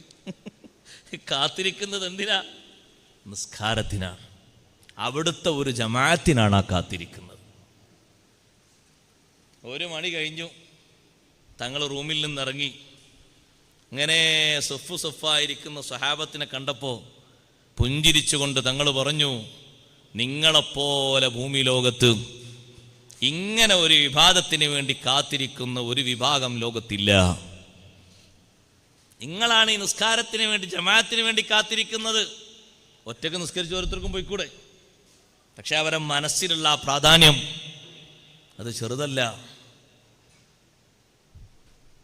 തങ്ങൾ ആ കണക്ക് കൂട്ടിയ നിസ്കാരത്തിൻ്റെ ആ ഒരു വിഷയം ചെറുതല്ല. വളരെ സന്തോഷം. തങ്ങൾ അവസാനമായിട്ട് സ്വഹാബത്തിനെ നോക്കി ചിരിച്ച രംഗം എപ്പോഴാണെന്നറിയോ? സ്വഹാബത്തിനെ കണ്ടിട്ട് തങ്ങൾ അവസാനം ഒന്ന് ചിരിച്ചത് റബീഉൽ അവ്വലിന്റെ 12 അന്ന് സുബ്ഹിന്റെ സമയത്ത്. സുബ്ഹിൻ കഴിഞ്ഞ് ദുഹാ സമയത്തല്ലേ തങ്ങൾ വഫാത്താകുന്നത്. സുബ്ഹിന്റെ ജമാഅത്തിന് വേണ്ടി സ്വഹാബത്തൊക്കെ സഫായി നിൽക്കുമ്പോൾ അവിടുന്ന് ഒന്ന് വിരി നീക്കിയപ്പോഴേക്ക് സ്വഹാബത്തിന് സന്തോഷം. തങ്ങൾ ജമാഅത്തിന് ഇമാമത്ത് നിൽക്കാൻ വരുന്നുണ്ടോ എന്ന് കരുതിയിട്ട് എല്ലാവരും നോക്കുകയാണ്. മുന്നിൽ ഇമാമായി നിൽക്കാൻ വേണ്ടി പോകുന്ന അബൂബക്കർ റളിയല്ലാഹുവിനോട് സൂചിപ്പിക്കാൻ പോവുകയാണ്, ദാ തങ്ങൾ വിരി നീക്കിയിട്ടുണ്ട്, ജമാഅത്തിന് നേതൃത്വം നൽകാൻ തങ്ങൾ വരാൻ പോകാൻ തോന്നുന്നുണ്ട്. അവിടുന്ന് വിരി നീക്കിയിട്ടുണ്ട്. തങ്ങൾ ആ വിരി നീക്കിയിട്ട് സ്വഹാബത്തിൻ്റെ സൊഫ് ഇങ്ങനെ കണ്ടിട്ട് വല്ലാതെ ഒന്ന് സന്തോഷത്തോടെ ചിരിച്ചു. അവസാനം തങ്ങൾ ചിരിച്ചൊരു സന്തോഷത്തിൻ്റെ ചിരിയാണ്. എന്താ കാരണം? 10 വർഷം മുമ്പ് ഈ നിസ്കരിക്കുന്ന ഈ ഭൂമിയിൽ, ഈ നിസ്കരിക്കുന്ന ഈ സ്ഥലത്ത് സുജൂദ് ഒരാളും ചെയ്തിട്ടില്ല. ഇവിടെ 10 വർഷം മുമ്പ് നിസ്കാരം നടന്നിരുന്നില്ല. 10 വർഷമായല്ലോ ഇപ്പൊ നിസ്കാരം നടക്കാൻ തുടങ്ങിയിട്ട്. ജമാഅത്തിന് വേണ്ടി സുബ്ഹിക്ക് എന്തൊരു സൊഫാണിങ്ങനെ വരി വരിയായി നിൽക്കുന്നത്. സ്വഹാബത്തിനെ കണ്ടു ഒന്ന് നോക്കി ചിരിച്ചിട്ട് വിരി അങ്ങനെ തന്നെ തങ്ങളങ്ങ് നീട്ടിവെക്കുകയും ചെയ്തു. വിരി അങ്ങനെ കൂട്ടിവെച്ചപ്പോൾ അബൂബക്കർ റളിയല്ലാഹു അൻഹു ഇമാമായി നിസ്കരിച്ചു. നേരെ നിസ്കാരം കഴിഞ്ഞ് നബി സല്ലല്ലാഹു അലൈഹി വസല്ലം വീട്ടിൽ വെച്ചാണ് നിസ്കരിച്ചത്. നിസ്കാരം നിർവഹിച്ച് ഏകദേശം ളുഹാന്റെ സമയം തുടങ്ങുമ്പോ ബീവി ആയിഷ റളിയല്ലാഹു അൻഹയുടെ മടിയിലേക്ക്, നെഞ്ചിലേക്ക് തലയിങ്ങനെ ചേർത്ത് വെച്ച്, നെഞ്ചിന്റെ ഭാഗത്തേക്ക് തല ചേർത്ത് വെച്ച് കിടക്കുന്ന ഹബീബ് റസൂലുള്ളാഹി. നിങ്ങളെന്താ സ്വലാത്തല്ലാത്തത്? ഹബീബ് റസൂലുള്ളാഹി സ്വല്ലല്ലാഹു അലൈഹി വസല്ലം. സ്വലാത്ത് വരുന്നില്ലെങ്കിൽ ഞാൻ ഇപ്പം നിർത്തും, 10 മിനിറ്റ് കൊണ്ട്. സ്വലാത്ത് കുറച്ചുകൂടി ചെല്ലണം. എൻ്റെ ഒരു ആവേശം എന്ന് പറഞ്ഞാൽ സത്യത്തിൽ അതാണ്. ആൾക്കൂട്ടം എനിക്ക് ആവശ്യമില്ല, പക്ഷെ ഉള്ളവർ സ്വലാത്തല്ലണം. ആൾക്കൂട്ടം എനിക്ക് നിബന്ധന ഒന്നുമില്ല. ഇതിന് എത്ര വോയിസ് ഉണ്ടാകണം എന്നുള്ള ഷർത്തുമില്ല. ഉള്ളവർ സ്വലാത്തല്ലണം. നമ്മളൊക്കെ ചൊല്ലണം ഹബീബ് റസൂലുള്ളാഹി സ്വല്ലല്ലാഹു അലൈഹി വസല്ലം. സ്വലാത്ത് ചൊല്ലണം. വെള്ളിയാഴ്ച ഉറക്ക സ്വലാത്ത് ചൊല്ലണം പള്ളിയിൽ നിന്ന്. ഖത്തീബ് ഉസ്താദ് ഇങ്ങനെ ഖുത്ബ ഇങ്ങനെ മമ്പൂതൻ്റെ ആരും ഇരിക്കരുത്, സ്വലാത്ത് ഉറക്ക ചൊല്ലണം. കിതാബിലൊക്കെ പറയുന്നു സ്വലാത്ത് ഉറക്ക ചൊല്ലണം. പക്ഷേ നമ്മളെ നാട്ടിലൊക്കെ ഒരു മര്യാദക്കേടുണ്ട്. ഇവിടെ ഉണ്ടോയെന്ന് എനിക്കറിയില്ല. ഇവിടെ ഖുത്ബ കൂടിയാലേ എനിക്കറിയുള്ളൂ. ഇവിടെ ഉണ്ടോയെന്ന് എനിക്കറിയില്ല. ഞങ്ങളെ കുറ്റപ്പെടുത്തുന്നില്ല. എൻ്റെ പള്ളിയിലടക്കം ഞാനത് തിരുത്തിയതാണ്. തിരുത്തിയോളെന്ന് പറഞ്ഞാണ്. എന്താണെന്നറിയോ? റളിയല്ലാഹു അൻഹു ആണ് ഉറക്ക കേൾക്കുന്നത് അല്ലേ? സ്വലാത്താണ് ഈ കേൾക്കൂല. ഉറക്ക ചൊല്ലണമെന്ന് ഫിഖിന്റെ കിതാബുകളിലൊക്കെ തീർച്ചപ്പെടുത്തി പറഞ്ഞ വിഷയമാണ് എന്ത്? സ്വലാത്ത്. അതാണ് പഴയ കാലത്തൊക്കെ പള്ളിയിൽ കയറിയില്ലേ? പഴയ കാലത്തൊക്കെ കാരണവന്മാർ 1-2 സൊഫിലൊക്കെ ഉള്ളവർ ഇമാം ഇങ്ങനെ ഖത്തീബ് ഇങ്ങനെ ഓതുമ്പോൾ സ്വല്ലല്ലാഹു അലാ സയ്യിദിനാ മുഹമ്മദിൻ, ആ പേരങ്ങോട്ട് കേൾക്കുമ്പോഴേക്ക് സൊഫിലിരിക്കുന്ന കാരണവന്മാരൊക്കെ പറയും സല്ലല്ലാഹു അലൈഹി വസല്ലം. കുറച്ച് ഉറക്കെ പറയും. അപ്പം അപ്പുറത്തെ സൊഫുള്ളവരും ഉറക്കെ പറയും, ബാക്കുള്ളവർ. ആ പള്ളിയിൽ മൊത്തം കേൾക്കുന്ന നല്ലൊരു ശബ്ദമായിരിക്കും. അത് സുന്നത്താണ്. ഉറക്കെ ചൊല്ലണം സ്വലാത്ത്. വെള്ളിയാഴ്ച ആ പേര് കേൾക്കുമ്പോൾ, ആ വിശുദ്ധ നാമം കേൾക്കുമ്പോൾ, അല്ലെങ്കിൽ അതിൻ്റെ ലമീർ കേൾക്കുമ്പോൾ, അല്ലെങ്കിൽ വസ്ഫ് കേൾക്കുമ്പോൾ, അങ്ങനെയല്ലേ കിതാബിൽ ഫിഖിൻ്റെ കിതാബ് പറഞ്ഞ് എൻ്റെ വകല്ല നിങ്ങൾ തിരുത്തിയോളി. അതൊക്കെ കേൾക്കുമ്പോൾ സ്വലാത്ത് ഉറക്കെ ചൊല്ലണം. അള്ളാഹു തൗഫീഖ് തരട്ടെ. ആ ഉറക്കെ ചൊല്ലുന്നതെങ്കിലും നമുക്കൊരു പരിഗണന. നമ്മൾ സാധുക്കളല്ലേ, അള്ളാഹു നമ്മളെ പരിഗണിക്കുമാറാകട്ടെ. ഹബീബ് സല്ലല്ലാഹു അലൈഹി വസല്ലം നിങ്ങളോടുള്ള മഹബത്തുള്ളവരിൽ അള്ളാഹു പെടുത്തി തരട്ടെ. അതിൻ്റെ ഒരു ഭാഗമാണ്. എനിക്കെപ്പോഴും വാള് പറയാൻ ഏറ്റവും ഇഷ്ടമുള്ള നാട് ലക്ഷദ്വീപാണ്. ഞാൻ അവിടെ സ്വലാത്തെല്ലും പോലെ ഞാനൊരു സ്ഥലത്തും കണ്ടിട്ടില്ല. ഭയങ്കര ഇഷ്ടമാണ് അവരോട് വാള്. എന്തോ ഉറക്കെ ചൊല്ലുന്നറിയാം സ്വലാത്ത്. നല്ല റാഹത്താണ്. വാത് 4 മണിക്കൂർ പറഞ്ഞാലും മതിയാക്കാൻ തോന്നില്ല. അല്ല, സ്വലാത്തിൻ്റെ സൗണ്ട് എങ്ങനെ വരും? ഇരിക്കുന്ന ആൾക്കാർ ഇനി ഒരു 10-20 ആളാണെങ്കിലും ശരി, നമ്മളൊരു റൂമിൽ നിന്ന് ക്ലാസ് എടുക്കുകയാണെങ്കിലും ശരി, ആ ക്ലാസ് 2 മണിക്കൂർ 3 മണിക്കൂർ ആയത് അറിയില്ല. സ്വലാത്ത് അവർ ഉറക്കെ ചൊല്ലും. അതിൽ നമ്മൾ പ്രൈസ് കൊടുക്കുകയാണെങ്കിൽ അവർക്ക് കൊടുക്കേണ്ടി വരും. അതുകൊണ്ട് വെള്ളിയാഴ്ചകളിൽ കേൾക്കുന്ന ആ ഇസ്മുകൾ, വിശുദ്ധ നാമം കേൾക്കുമ്പോൾ വെറുതെ എഴുതാൻ പറ്റിയൊരു നാമല്ലല്ലോ അത്. പറ്റൂല. വെറുതെ ഒറ്റയ്ക്ക് എഴുതാൻ പറ്റൂല. ആ വിശുദ്ധ നാമം എഴുതുമ്പോൾ കൂട്ടത്തിൽ സ്വലാത്തും കൂടി എഴുതണം. ഇമാം നബി റഹ്മഹുല്ല പറഞ്ഞു, സ്വലാത്തിന്റെ ഷോർട്ട് ഫോം എഴുതിയാ പോരാ. സ്വലാത്തിന്റെ ഷോർട്ട് ഫോം ഒരു സ്വ, അത് പോരാ. അല്ലെങ്കിൽ ഒരു സ്വൽഅം, അത് പോരാ. സ്വല്ലല്ലാഹു അലൈഹി വസല്ലം എന്ന് എഴുതണം. ഇന്ന് ഉച്ചക്ക് മഞ്ചേരിയിൽ വെച്ച് ഒരു സാഹിത്യകാരൻ്റെ പ്രഭാഷണം ഞാനിങ്ങനെ കേട്ടു. കുറഞ്ഞ നേരം കിട്ടിയപ്പോൾ കുട്ടികളൊക്കെ ചോറ് വയ്ക്കാൻ പോയ നേരത്ത് കേട്ടപ്പോൾ അയാൾ മുസ്ലിം അല്ല, പക്ഷെ അയാളും ചൊല്ലുന്നുണ്ട് സല്ലല്ലാഹു. കേട്ടപ്പോൾ ഞാനിങ്ങനെ അന്തം വിട്ടുപോയി. പടച്ചോനെ, നമ്മൾ ഇങ്ങനെ സ്വലാത്തില്ലല്ലോ, അയാളതാ ചൊല്ലുന്ന സ്വലാത്ത് സല്ലല്ലാഹു അലൈഹി വസല്ലം. ഒരു പക്ഷെ അതാണെങ്കിലോ ഹിദായത്തിനൊരു കാരണം പറയാൻ പറ്റില്ലല്ലോ. അല്ലാഹു തആല മുത്തുനബി സല്ലല്ലാഹു അലൈഹി വസല്ലം ബന്ധപ്പെട്ട് ഹിദായത്ത് എല്ലാവർക്കും അല്ലാഹു നൽകുമാറാകട്ടെ. ഇരിക്കട്ടെ, ഹബീബ് റസൂലുള്ളാഹി സ്വല്ലല്ലാഹു അലൈഹി വസല്ലം തങ്ങൾ ആയിഷ ബീവി റളിയല്ലാഹു അൻഹയുടെ നെഞ്ചിലേക്ക് തല ഇങ്ങനെ ചേർത്ത് വെച്ചുകൊണ്ട് കിടക്കുന്നു. അവസാന സമയത്ത് അവിടുത്തെ ചുണ്ടിങ്ങനെ പിറുപിറുക്കുന്നുണ്ട്. ശബ്ദം കൃത്യമായി പുറത്തേക്ക് വരുന്നില്ല. ആയിഷ റളിയല്ലാഹു അൻഹ കാതൊന്ന് അടുപ്പിച്ച് വെച്ച് നോക്കി, എന്താണ് പറയുന്നത് എന്ന് അറിയാൻ വേണ്ടി. അവസാനം തങ്ങൾ നമ്മോട് നൽകിയ ഉപദേശം, നമ്മോട് അവസാനം പറഞ്ഞ വസിയ്യത്ത് മറ്റൊന്നുമല്ല, ഉമ്മത്തി ഉമ്മത്തി അസ്വലാത്ത വമാ മലക്കത്ത് ഐമാനുക്കും. 2 കാര്യങ്ങളാണ് തങ്ങളുടെ വസിയ്യത്തിലുള്ളത്. ഒന്ന് നിസ്കാരമാണ്. നിസ്കാരം ശ്രദ്ധിക്കണേ, നിസ്കാരം സൂക്ഷിക്കണേ. വമാ മലക്കത്ത് ഐമാനുക്കും, നിങ്ങൾ ഉടമപ്പെടുത്തിയിരിക്കുന്ന നിങ്ങളുടെ കീഴ ആളുകൾ, ഭാര്യ, സന്താനങ്ങൾ, മാതാപിതാക്കൾ, സഹോദരീ സഹോദരങ്ങൾ, കുടുംബാംഗങ്ങൾ, തൊഴിലാളികൾ, അവരുടെയൊക്കെ കാര്യം ശ്രദ്ധിക്കണം, സൂക്ഷിക്കണം. അവരോടൊക്കെയുള്ള ബാധ്യതകൾ നിറവേറ്റണം. ആദ്യം തങ്ങൾ എണ്ണിപ്പറഞ്ഞത് നിസ്കാരമാണ്. അവസാനത്തെ വസിയ്യത്തും നിസ്കാരമാണ്. അതുകൊണ്ട് മുഅ്മിനുകളെ, മുഅ്മിനാത്തുകളെ, നാളെ പാരത്രിക ലോകത്ത് അടയാളങ്ങൾ പൊതിഞ്ഞിരിക്കുന്ന മുത്തുനബി സല്ലല്ലാഹു അലൈഹി വസല്ലം തങ്ങളുടെ അടുത്തേക്ക് പോയി പാനപാത്രം കൈകൊണ്ട് സ്വീകരിക്കാൻ ഭാഗ്യമുള്ള മെമ്പർമാരിൽ ഉൾപ്പെടാനുള്ള കാര്യം നമുക്ക് കഴിയണോ?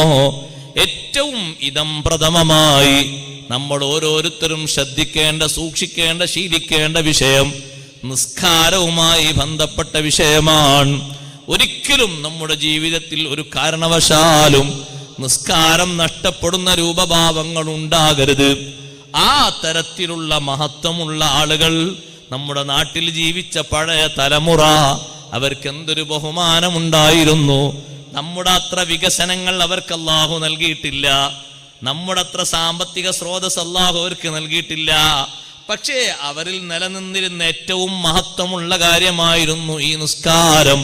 അതുകൊണ്ട് തന്നെ എല്ലാവർക്കും അവരോട് ബഹുമാനമായിരുന്നു, എല്ലാവർക്കും ബഹുമാനമായിരുന്നു. നാട്ടിലുള്ള എല്ലാ മതസ്ഥർക്കും അവരോട് ബഹുമാനമായിരുന്നു. അവരിൽ ഒരു വിശുദ്ധി നിലകൊണ്ടിരുന്നു. 5 വക്ത് നിസ്കാരം തെറ്റാതെ നിസ്കരിക്കും. ആ ഒരു പരിശുദ്ധി അവരെ മുഖത്തന്നെ ഉണ്ടായിരുന്നു, അവരെ പ്രവർത്തനങ്ങളിലുണ്ടായിരുന്നു. അവരെ കൂടെ പോകുന്ന ആളുകളൊക്കെ അതിശയിച്ചിരുന്നു പലരും. 1 മിനിറ്റ് കുറച്ച് നേരം ഒന്ന് വെയിറ്റ് ചെയ്യണേ, ഞാൻ ഇപ്പം വരാം. അപ്പോൾ കൂടെ പോകുന്ന സുഹൃത്ത്, എന്തിനാ ഞങ്ങൾ പോകുന്നത്? ഇപ്പോൾ ഒരു 5 മിനിറ്റ് ബുദ്ധിമുട്ടില്ലെങ്കിൽ ഞാൻ ഇപ്പം വരും, ഇപ്പം വരാം. ആ സുഹൃത്തിനെ പുറത്ത് നിർത്തിയിട്ട് ഇദ്ദേഹം നിസ്കരിക്കാൻ വേണ്ടി പോകുമ്പോൾ മറ്റേയാളിങ്ങനെ ചിന്തിക്കുന്നു, പടച്ചോനെ ഇതെത്രമാത്രം ആത്മാർത്ഥമായി കൊണ്ടു നടക്കുന്ന ഒരു ആരാധനയാണ്. ഇന്ന് നിങ്ങൾ ആലോചിച്ച് നോക്കൂ, നമ്മുടെ നാട്ടിൽ മുമ്പ് ഒരു 2 സഹോദരങ്ങൾ തമ്മിൽ ഞായറാഴ്ചയുടെ ഒഴിവായപ്പോൾ ടൗണിലേക്ക് ഇറങ്ങിയതാണ്. ടൗണിലേക്ക് ഇറങ്ങിയപ്പോൾ മുതലാളി ഒഴിവ് ദിനമല്ലേ എന്ന് കരുതിയിട്ട് ഒന്ന് കുടിച്ച് ഒന്നിങ്ങനെ ഒന്ന് ആടി റെഡിയാക്കി നല്ല ഫിറ്റായിട്ടാണ് അദ്ദേഹം വാഹനത്തിൽ കയറുന്നത്. വാഹനം എല്ലാവരും ഒപ്പിച്ചു പോകുന്ന വാഹനമാണ്, സ്വന്തം വാഹനമൊന്നുമല്ല. അപ്പം ഇദ്ദേഹം കുടിച്ച് ഫിറ്റായിട്ട് നല്ല വാസന, ദുർഗന്ധ വാസന ഇങ്ങനെ വമിക്കുന്നുണ്ട്. അപ്പോൾ കൂടെ പോയ തൊഴിലാളി, അദ്ദേഹം ഒരു മുസ്ലിമാണ്. പക്ഷെ മുതലാളി മുസ്ലിമല്ല, അമുസ്ലിമാണ്. രസമായിട്ട് ഒരു രസത്തിലിങ്ങനെ ഒരു സന്തോഷത്തിലിങ്ങനെ ഒന്ന് പറഞ്ഞു. മുതലാളിയോട് തൊഴിലാളി പറഞ്ഞു, അല്ല കുടിക്കാൻ നിങ്ങൾ കുടിച്ചു ശരിയാണ്, പക്ഷെ ഈ വാസന ഒന്ന് കുറക്കാൻ വേറെന്തെങ്കിലുമൊക്കെ ഒന്ന് കഴിച്ചുകൂടായിരുന്നില്ലേ എന്ന് ഒരു സാധാരണ ചോദ്യം ചോദിച്ചതാണ്. അപ്പം അദ്ദേഹം പറഞ്ഞു, അദ്ദേഹം പറഞ്ഞത് കുടി ഫിറ്റായിട്ടാണെങ്കിലും പറഞ്ഞതിൽ കഴമ്പുണ്ട്. അദ്ദേഹം പറഞ്ഞു, ഞാൻ ഏതായാലും കുടിച്ച് നരകത്തിൽ. അതെല്ലാ മതക്കാരും പറയും, കുടിക്കുന്ന ആൾ സ്വർഗത്തിലെത്തൂല. എല്ലാവരും പറയും, മുസ്ലിങ്ങളും പറയും, ക്രൈസ്തവരും പറയും. അവർ കുടിക്ക് സപ്പോർട്ടുണ്ടോ? ആരും സപ്പോർട്ടില്ല. ഹൈന്ദവരും പറയും, എല്ലാവരും പറയും കുടിക്കുന്ന ആൾ മോശമാണെന്ന് പറയും. ഞാൻ ഏതായാലും കുടിച്ച് നരകത്തിൽ, ഞാൻ അവിടെ എത്തുമ്പോൾ നിന്നെ അവിടെ കാണാൻ പാടില്ല എന്ന് പറഞ്ഞു. ഇദ്ദേഹം ഷോക്ക് ഏറ്റതുപോലെ ഇരുന്നു. പിന്നെ വാഹനത്തിൽ നിന്ന് ഇറങ്ങുന്നവരെ ആ തൊഴിലാളി മിണ്ടിയിട്ടില്ല. എന്താ കാരണം?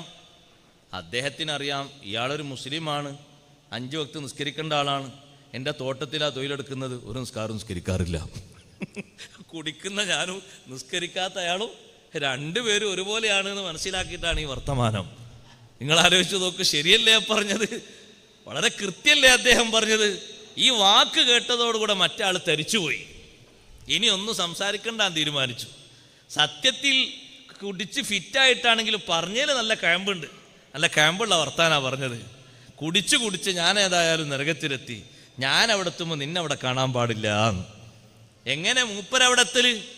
ഈ മുസ്ലിമായ തൊഴിലാളി എങ്ങനെ എത്തല്? 1 വക്തും നിസ്കരിക്കാത്ത ആൾക്കും പോകാനുള്ളത് അങ്ങോട്ട് തന്നെയല്ലേ പോകാനുള്ളത്. എന്തേ നിങ്ങൾ ഇവിടെ എത്തിയെന്ന് ചോദിക്കുമ്പോൾ മറുപടി പറയുന്നത് ലം നക്കു മിനൽ മുസല്ലീൻ, നമ്മൾ നിസ്കരിക്കുന്ന ആൾക്കാരെ കൂട്ടത്തിലായിരുന്നില്ല. അല്ല, നിങ്ങൾ എന്തേ ഇവിടെ എത്തിയെന്ന് ചോദിക്കുമ്പോൾ മറുപടി അതല്ലേ പറയുന്നത്, ലം നക്കു മിനൽ മുസല്ലീൻ, നമ്മൾ നിസ്കരിക്കുന്നവരെ കൂട്ടത്തിൽ പെട്ടിരുന്നില്ല. ആദ്യം പറയുന്ന മറുപടി അതല്ലേ, മാ സലക്കക്കും ഫീ സഖർ, എന്തേ നിങ്ങൾ നരകത്തിലെത്തിയത്? ലം നക്കു മിനൽ മുസല്ലീൻ, കൃത്യമായി നിസ്കരിക്കുന്നവരെ കൂട്ടത്തിൽ നമ്മൾ ഉണ്ടായിരുന്നില്ല. പേരൊക്കെ ഉണ്ടായിരുന്നു, നല്ല പേരൊക്കെ കേട്ടാൽ ചിലപ്പോൾ റളിയല്ലാഹുവിനൊക്കെ ചെല്ലാൻ തോന്നും. നല്ല പേരായിരുന്നു, നീണ്ട പേരായിരുന്നു, പക്ഷെ അതുണ്ടായിരുന്നില്ല. നമ്മുടെ സമൂഹത്തിൻ്റെ ബഹുമാനത്തിന് ഏറ്റവും കാതലായ പരിക്കേറ്റത് ഇവിടെയാണ് സഹോദരങ്ങളെ. ബാപ്പമാരെ ഉമ്മമാരെ മക്കൾ ബഹുമാനിക്കാതെ ആയത്, നിസ്കാരം എന്ന വിഷയത്തിൽ നിന്ന് അവർ എപ്പോഴാണോ വിട പറഞ്ഞത് അത് മുതലാണ് ബാപ്പക്ക് ബഹുമാനം കുറഞ്ഞു, ഉമ്മക്ക് ബഹുമാനം കുറഞ്ഞു, മക്കളവരെ വേണ്ടതുപോലെ പരിഗണിക്കാതെയായി.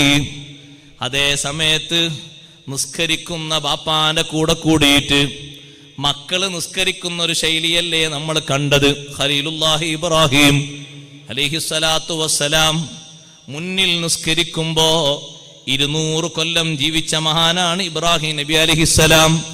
മുന്നിൽ വെച്ച് നിസ്കരിക്കുമ്പോ ഇബ്രാഹിം നബി അലൈഹിസ്സലാമിന് ആദ്യം ജനിച്ച സന്താനം, ആ സന്താനം നേരെ പിന്നാലെ വന്ന് നിസ്കരിക്കുന്നു. പിന്നെ രണ്ടാമതായി ജനിച്ച കുട്ടി, ആ കുട്ടിയും അതിന്റെ പിറകിൽ വന്ന് നിസ്കരിക്കുന്നു. ഉപ്പ നിസ്കരിക്കുന്നത് കണ്ട് അവരും നിസ്കരിക്കുന്നു. അവർക്കുണ്ടായ സന്താനങ്ങളും അവരോടൊപ്പം നിസ്കരിക്കുന്നു. നിങ്ങൾ നോക്ക്, നമ്മളൊരു ചെറിയ സെൻസസ് എടുത്താൽ ദാരിദ്ര്യത്തിന്റെയും മറ്റും സെൻസസ് അല്ല, ദാരിദ്ര്യ രേഖക്ക് മുകളിലും താഴെയും ഉള്ള സെൻസസ് അല്ല. നിസ്കരിക്കുന്ന ഒറിജിനാലിറ്റി മുസ്ലിം എത്രയുണ്ട് എന്നൊന്ന് കണക്കെടുത്ത് സുബഹിക്കൊന്ന് പരിശോധന നടത്തിയാൽ മിക്ക ആളുകളുടെ പേരും ലിസ്റ്റിൽ നിന്ന് മാറ്റേണ്ടി വരും. മിക്ക കുടുംബങ്ങളെയും അതിൽ നിന്ന് എഴുതി മാറ്റേണ്ടി വരും. കുടുംബക്കാരായ മൊത്തം അംഗങ്ങൾ നിസ്കരിക്കുന്ന വീട് ഏറ്റവും വലിയ ബറക്കത്തുള്ള വീടാണ്. അഷ്റഫുൽ ഖൽഖ് സയ്യിദുനാ റസൂലുള്ളാഹി സ്വല്ലല്ലാഹു അലൈഹി വസല്ലം 9 വീട്ടിൽ താമസിച്ച നേതാവാണ്. 9 വീട്ടുകാരും ഏറ്റവും ആദ്യം എഴുന്നേൽക്കുന്നത് എപ്പോഴാണെന്നറിയോ? സുബഹിന്റെ വാങ്കിന്റെ ശേഷമല്ല, സുബഹിന്റെ വാങ്കിന്റെ മുമ്പാണ്, തഹജ്ജുദിന്റെ നേരത്താണ്. ഉമ്മമാരെ, നമ്മുടെ സൗകര്യങ്ങളിൽ അവര് ജീവിച്ചിട്ടില്ല, നമ്മുടെ സംവിധാനങ്ങളൊന്നും അവര് കണ്ടിട്ടില്ല, നമ്മുടെ സുഖങ്ങളൊന്നും അവരനുഭവിച്ചിട്ടില്ല. നമ്മൾ അനുഭവിക്കുന്ന സുഖത്തിന്റെ 10% പോലും അനുഭവിച്ചിട്ടില്ല. അവർ താമസിച്ച ഭവനം ചെറിയ ചെറിയ കുടിലുകളാണ്. 9-6 എന്നല്ലേ അതിന്റെ കണക്ക് പറഞ്ഞത്. 9 മുഴം നീളവും 6 മുഴം വീതിയുമാണ് ഒരാളെ വീടിന്റെ കണക്ക്. നമ്മളെ ഒരു റൂമിന്റെ കണക്കാണ് 10-10. അത് വീട്ടിലെ ഒരു റൂമിന്റെ കണക്കാണ്. വേറെ റൂമൊക്കെ വേറെ കൂട്ടണം. മൊത്തം വീടിന്റെ കണക്കാണ് ഈ പറഞ്ഞത് 9-6 എന്ന്. ഇത്രയും ചെറിയ കുടിലുകളിൽ താമസിച്ച ഉമ്മമാർ ലോകത്തുള്ള ഏറ്റവും നല്ല ഉമ്മമാരാണ്. മൊത്തം വിശ്വാസികളുടെ മാതാക്കളാണ്. അവർക്കുള്ള ഏറ്റവും വലിയ പ്രത്യേകത എന്താണ്? സുബഹിന്റെ മുമ്പ് തഹജ്ജുദിന്റെ നേരത്ത് 9 ഭവനങ്ങളും സജീവമായി പോയി. സൗകര്യങ്ങൾ കുറഞ്ഞ വീട്, കരണ്ടില്ല, തേച്ച ചുമരല്ല, കുമ്മായം പൂശിയ ചുമരല്ല, മുസൈക്കിട്ട മാർബിളിട്ട വീടല്ല, ചളി കൊണ്ട് മാത്രം തേച്ച് പതിപ്പിച്ച് റെഡിയാക്കിയ ഭവനങ്ങളാണ്. പക്ഷേ ആ ഭവനങ്ങളിലുള്ള സൗന്ദര്യം ലോകത്ത് തീർത്താൽ തീരാത്ത സൗന്ദര്യമാണ്. ഇന്ന് ആ സ്ഥലങ്ങൾ മുഴുവനും നിസ്കരിക്കുന്ന കേന്ദ്രങ്ങളാണ്. മുഴുവനും മദീന പള്ളിയോട് ചേർന്നിട്ടുണ്ട്. ഒരു വീട് മാത്രം ബാക്കിയുണ്ട്. ബീവി ആയിഷ റളിയല്ലാഹു അൻഹ താമസിച്ചിരുന്ന വീട്. അതാണ് ഹുജ്റത്തു ഷരീഫയായി മദീനയിൽ ബാക്കിയുള്ളത്. ആ വീടുകളിലൊക്കെയുള്ള സൗന്ദര്യം. വഅഖിംന സ്വലാത്ത വആതീന സകാത്ത്. നിങ്ങൾ നിസ്കാരം കൃത്യമായി നിർവഹിക്കണം. ഉമ്മഹാത്തുൽ മുഅ്മിനീങ്ങളോടുള്ള കൽപ്പനയാണ്. സകാത്ത് കൃത്യമായി കൊടുക്കണം. വഅതീനല്ലാഹ വറസൂലഹു. അല്ലാഹുവിനും അല്ലാഹുവിന്റെ റസൂലിനും വിധേയപ്പെടണം. അങ്ങനെ നിങ്ങൾ ജീവിക്കണം.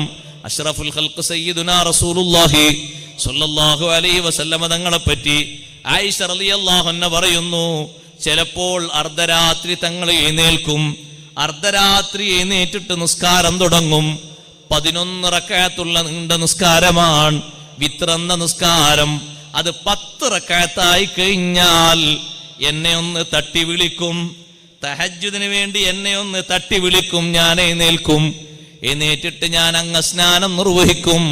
ശൗചങ്ങളൊക്കെ ചെയ്ത് പ്രാഥമിക കർമ്മങ്ങളൊക്കെ ചെയ്ത് ഞാൻ വന്ന് നിസ്കരിക്കും. നിസ്കാരം കഴിഞ്ഞിരിക്കുമ്പോ നബി സല്ലല്ലാഹു അലൈഹി വസല്ലം അവിടുത്തെ പ്രാർത്ഥനയിൽ സജീവമായിട്ടുണ്ടാകും. നന്നായി തങ്ങൾ ദുആ ചെയ്യും. കുറച്ചു നേരം കഴിഞ്ഞാൽ സുബ്ഹിന്റെ വാങ്ക് വിളിക്കുന്നത് കേൾക്കും. എല്ലാ ദിവസത്തെയും പതിവാണത്. എഴുന്നേൽക്കുന്ന വീടുകൾ നമ്മളൊന്നിങ്ങനെ ആലോചിച്ച് നോക്കണം. നേരത്തെ ഉദ്ഘാടന ഭാഷണത്തിൽ ഗഫൂർ ഹാജി പറഞ്ഞ വാക്കുകൾ, ആ കൂട്ടത്തിൽ വാക്ക് നിങ്ങൾ ശ്രദ്ധിച്ചില്ലേ? അല്ലാഹു തആല സൗകര്യങ്ങളെ കൊണ്ട് പൊതിഞ്ഞവരാണ് നമ്മൾ. നമുക്ക് തന്ന അനുഗ്രഹങ്ങൾക്ക് കയ്യും കണക്കുമില്ല. ഒന്ന് എണ്ണി നോക്കൂ സഹോദരങ്ങൾ. ഇഷ്ടം പോലെ അനുഗ്രഹങ്ങളല്ലേ അള്ളാഹു തന്നത്. പഴയ കാലത്തെ ആളുകളൊക്കെ കഷ്ടപ്പെട്ടിരുന്നതിൽ നിന്ന് എത്ര സുഖങ്ങൾ അള്ളാഹു നമുക്ക് തന്നു അല്ലേ? ഒരു ചെറിയ വിയർപ്പിൻ്റെ കണങ്ങൾ പോലും നമ്മുടെ ശരീരത്തിൽ നിന്ന് വരാത്ത വിധം സന്തോഷത്തോടെ നിസ്കരിക്കാനുള്ള മുറികൾ. വെള്ളിപ്പാര കാലത്തൊക്കെ എയർ കണ്ടീഷൻ റൂമുണ്ടാ? ഇല്ല. ഫാന് പോലും പല വീട്ടിലില്ലായിരുന്നു. അതൊക്കെ ഒഴിവാക്കണം എന്നല്ല ഞാൻ പറഞ്ഞത്. നമ്മൾ ശുക്ർ കൂടുതലാക്കണം. അള്ളാഹു തന്ന അനുഗ്രഹങ്ങളല്ലേ. അള്ളാഹു തൗഫീഖ് തരട്ടെ. നമ്മളെപ്പറ്റി ചിന്തിക്കണം. അഷ്റഫുൽ ഖൽഖ് റസൂലുള്ളാഹി സ്വല്ലല്ലാഹു അലൈഹി വസല്ലം നിങ്ങൾ യഥാർത്ഥ മുഹിബ്ബീങ്ങളാകണം, യഥാർത്ഥ ഇഷ്ടക്കാരാകണം. ബഹുമാനപ്പെട്ട സയ്യിദുനാ അബൂബക്കർ സിദ്ദീഖ് റളിയല്ലാഹു തആല അൻഹു ഏറ്റവും അധികം തങ്ങളിൽ നിന്ന് സന്തോഷത്തോടെ സ്വീകരിച്ച അമലും നിസ്കാരമായിരുന്നു. പാതിരാത്രിയിൽ സിദ്ദീഖ് റളിയല്ലാഹു അൻഹു നിസ്കരിക്കുമ്പോൾ ഓതുന്ന ഖുർആനോത്ത് കേട്ടിട്ടാണ് പരിസരത്തുള്ള വീടുകളിൽ നിന്ന് മുഴുവൻ സ്ത്രീകളും നട്ടപ്പാതിര നേരത്ത് സിദ്ദീഖ് റളിയല്ലാഹു അൻഹുവിൻ്റെ വീട്ടുമുറ്റത്ത് തപസ്സിരിക്കുന്ന പതിവുണ്ടായിരുന്നു. ആരെയും വിളിച്ചു വരുത്തിയൊന്നുമല്ല. പക്ഷെ സിദ്ദീഖ് റളിയല്ലാഹുവിൻ്റെ ഓത്തങ്ങ് കേട്ടാൽ ആരാ വരാതിരിക്കുക? സിദ്ദീഖ് റളിയല്ലാഹു അൻഹു നിസ്കാരത്തിൽ ഓതാണ്, വീട്ടിൽ നിന്നാണ് ഓതുന്നത്. ഈ ഓത്തിൻ്റെ ഭംഗി കേട്ടിട്ട്, അതിൻ്റെ സ്വരമാധുര്യം കേട്ടിട്ട്, ആശയ ഗാംഭീര്യത കേട്ടിട്ട് ചുറ്റുഭാഗത്തും കിടന്നിറങ്ങുന്ന ഉമ്മമാര്, സഹോദരിമാര് വീട്ടുമുറ്റത്ത് വന്നിരിക്കുന്നു. നട്ടപ്പാതിരാക്കുള്ള നിസ്കാരം എവിടുന്നാ കിട്ടിയത്? അഷ്റഫുൽ ഖൽഖ് റസൂലുള്ളാഹി സ്വല്ലല്ലാഹു അലൈഹി വസല്ലം തങ്ങളിൽ നിന്ന് പഠിച്ചെടുത്ത നിസ്കാരം. തങ്ങൾക്ക് ഏറ്റവും വലിയ സ്ഥാനം, ലോകത്ത് ഒരു നബിക്കും അള്ളാഹു കൊടുക്കാത്ത സ്ഥാനം അള്ളാഹു നമ്മുടെ നബിക്ക് കൊടുത്തു. മഖാമും മഹ്മൂദ്. മഖാമും മഹ്മൂദ് എന്ന് പറയുന്നൊരു സ്ഥാനം മഹ്ശറിൽ പോയാൽ നമ്മളൊക്കെ കാണുന്നൊരു സ്ഥാനാണത്. ആർക്കുമില്ലത്, അത് ആർക്ക് മാത്രമേ ഉള്ളൂ? ഹബീബ് റസൂലുള്ളാഹി സ്വല്ലല്ലാഹു അലൈഹി വസല്ലം. ആ സ്റ്റേജിൽ തങ്ങൾ ഇങ്ങനെ നിൽക്കുമ്പോൾ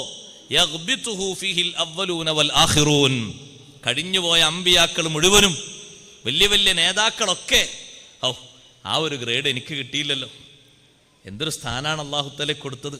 എല്ലാവരും ആഗ്രഹിക്കുന്നത്, പക്ഷേ മുത്തുനബി തങ്ങൾക്ക് മാത്രമുള്ളതാണ്. ആ ഒരു സ്ഥാനം കൊടുക്കുന്നതിനും അല്ലാഹു തആല തങ്ങളോട് പറഞ്ഞൊരു വിഷയം നോക്ക് നിങ്ങൾ. വമിനൽ ലൈലി ഫതഹജ്ജദ് ബിഹി നാഫിലതൻ ലക അസാ അൻ യബ്അസക റബ്ബുക മഖാമം മഹ്മൂദാ. രാത്രിയിൽ എഴുന്നേറ്റ് തങ്ങൾ തഹജ്ജുദ് നിസ്കരിക്കണം. തങ്ങളെ രക്ഷിതാവ് മഖാമും മഹ്മൂദ് എന്ന സ്ഥാനം തങ്ങൾക്ക് നൽകും നബിയെ. മഖാമും മഹ്മൂദ് എന്ന സ്ഥാനം തങ്ങൾക്ക് അല്ലാഹു നൽകും. അതുകൊണ്ട് രാത്രി എഴുന്നേറ്റ് തങ്ങൾ തഹജ്ജുദ് നിസ്കരിക്കണം. അഷ്റഫുൽ ഖൽഖ് സ്വല്ലല്ലാഹു അലൈഹി വസല്ലം തങ്ങൾ ആദ്യം തുടങ്ങിയ നിസ്കാരവും തഹജ്ജുദ് നിസ്കാരമാണ്. ളുഹ്റല്ല, അസ്റല്ല. ളുഹുറും അസ്റും മഗ്രിബും ഒക്കെ തങ്ങൾ ജീവിതത്തിന്റെ അവസാന ഘട്ടങ്ങളിലല്ലേ നിർബന്ധമായി കിട്ടിയത്. ഇസ്രാ മിഅ്റാജ് നടന്നപ്പോഴാണ് ഫർള് നിസ്കാരങ്ങൾ നിർബന്ധമായത്. അതിനു മുമ്പ് തന്നെ സുന്നത്ത് നിസ്കാരം നടപ്പിലായിട്ടുണ്ട്. യാ അയ്യുഹൽ മുസമ്മിൽ ഖുമിൽ ലൈല ഇല്ലാ ഖലീലാ നിസ്ഫഹു വഇൻഖുസ് മിൻഹു ഖലീലാ ഔ സിദ് അലൈഹി വറത്തിലിൽ ഖുർആന തർത്തീലാ. പുതപ്പ് പുതച്ച് കിടക്കുന്ന നബിയെ, എഴുന്നേറ്റ് രാത്രിയിൽ നിസ്കരിക്കണം. ഒന്നുകിൽ രാത്രിയുടെ പകുതി ഭാഗം, അല്ലെങ്കിൽ 1/3 ഭാഗം, അല്ലെങ്കിൽ അതിലധികം ഭാഗം തങ്ങൾ നിസ്കരിക്കണം. സാവകാശം ഖുർആൻ ഓതിയിട്ട് നിസ്കാരം നടത്തണം. എല്ലാ ദിവസവും ആ നിസ്കാരം തങ്ങൾ നിർവഹിച്ചിട്ടുണ്ട്. ഉമ്മഹാത്തുൽ മുഅ്മിനീങ്ങളെ വിളിച്ചുണർത്തിയിട്ടുണ്ട് എന്ന് മാത്രല്ല, തഹജ്ജുദ് നിസ്കാരത്തിന് വേണ്ടി അലി റളിയല്ലാഹു അൻഹു സ്വന്തം മരുമകനാണ്, മകളുടെ ഭർത്താവാണ്. മകൾ തഹജ്ജുദിന്റെ നേരത്ത് അലാ തുസല്ലിയാൻ എഴുന്നേറ്റ് നിസ്കരിക്കുന്നില്ലേ? സുബഹിക്കല്ല വിളിക്കുന്നത്, സുബഹിന്റെ മുമ്പാണ്. ഇതൊക്കെ കേൾക്കുമ്പോൾ നമുക്ക് തോന്നുന്നത് കുറച്ച് തീവ്രതല്ലേ? ആത്മീയമായ തീവ്രതയാണ്. ആത്മീയമായ പരിവേഷം നല്ലോണുണ്ടോ? അവർക്കാണ് ഏറ്റവും കൂടുതൽ ഹബീബ് റസൂലുള്ളാഹി സ്വല്ലല്ലാഹു അലൈഹി വസല്ലം തങ്ങളോട് അടുക്കാൻ കഴിയുന്നത്. അള്ളാഹു അതിന് തൗഫീക്ക് നൽകട്ടെ. അതേറ്റവും കൂടുതൽ നമ്മൾ സൂക്ഷിക്കണം. ഞാൻ അതിന് ഒരു പോയിന്റാണ് പ്രധാനമായും പറഞ്ഞത്. നാളെ പാരത്രിക ലോകത്തെത്തുമ്പോൾ നമ്മൾ ആട്ടിയോടിക്കപ്പെടുന്നവരാകരുത്. തങ്ങളെ കാണാൻ ആഗ്രഹിക്കുന്ന അതിന് യോഗം കിട്ടുന്ന, അർഹത കിട്ടുന്ന മെമ്പർമാരെ കൂട്ടത്തിൽ പെടണം. ഖൽബ് കൊണ്ട് മുത്തുനബി തങ്ങളെ എല്ലാവർക്കും സ്നേഹമുണ്ട്. ഖൽബ് കൊണ്ട് സ്നേഹമുണ്ട് എന്നതിൻ്റെ ബാഹ്യ അടയാളങ്ങൾ പുറത്തു വേണം.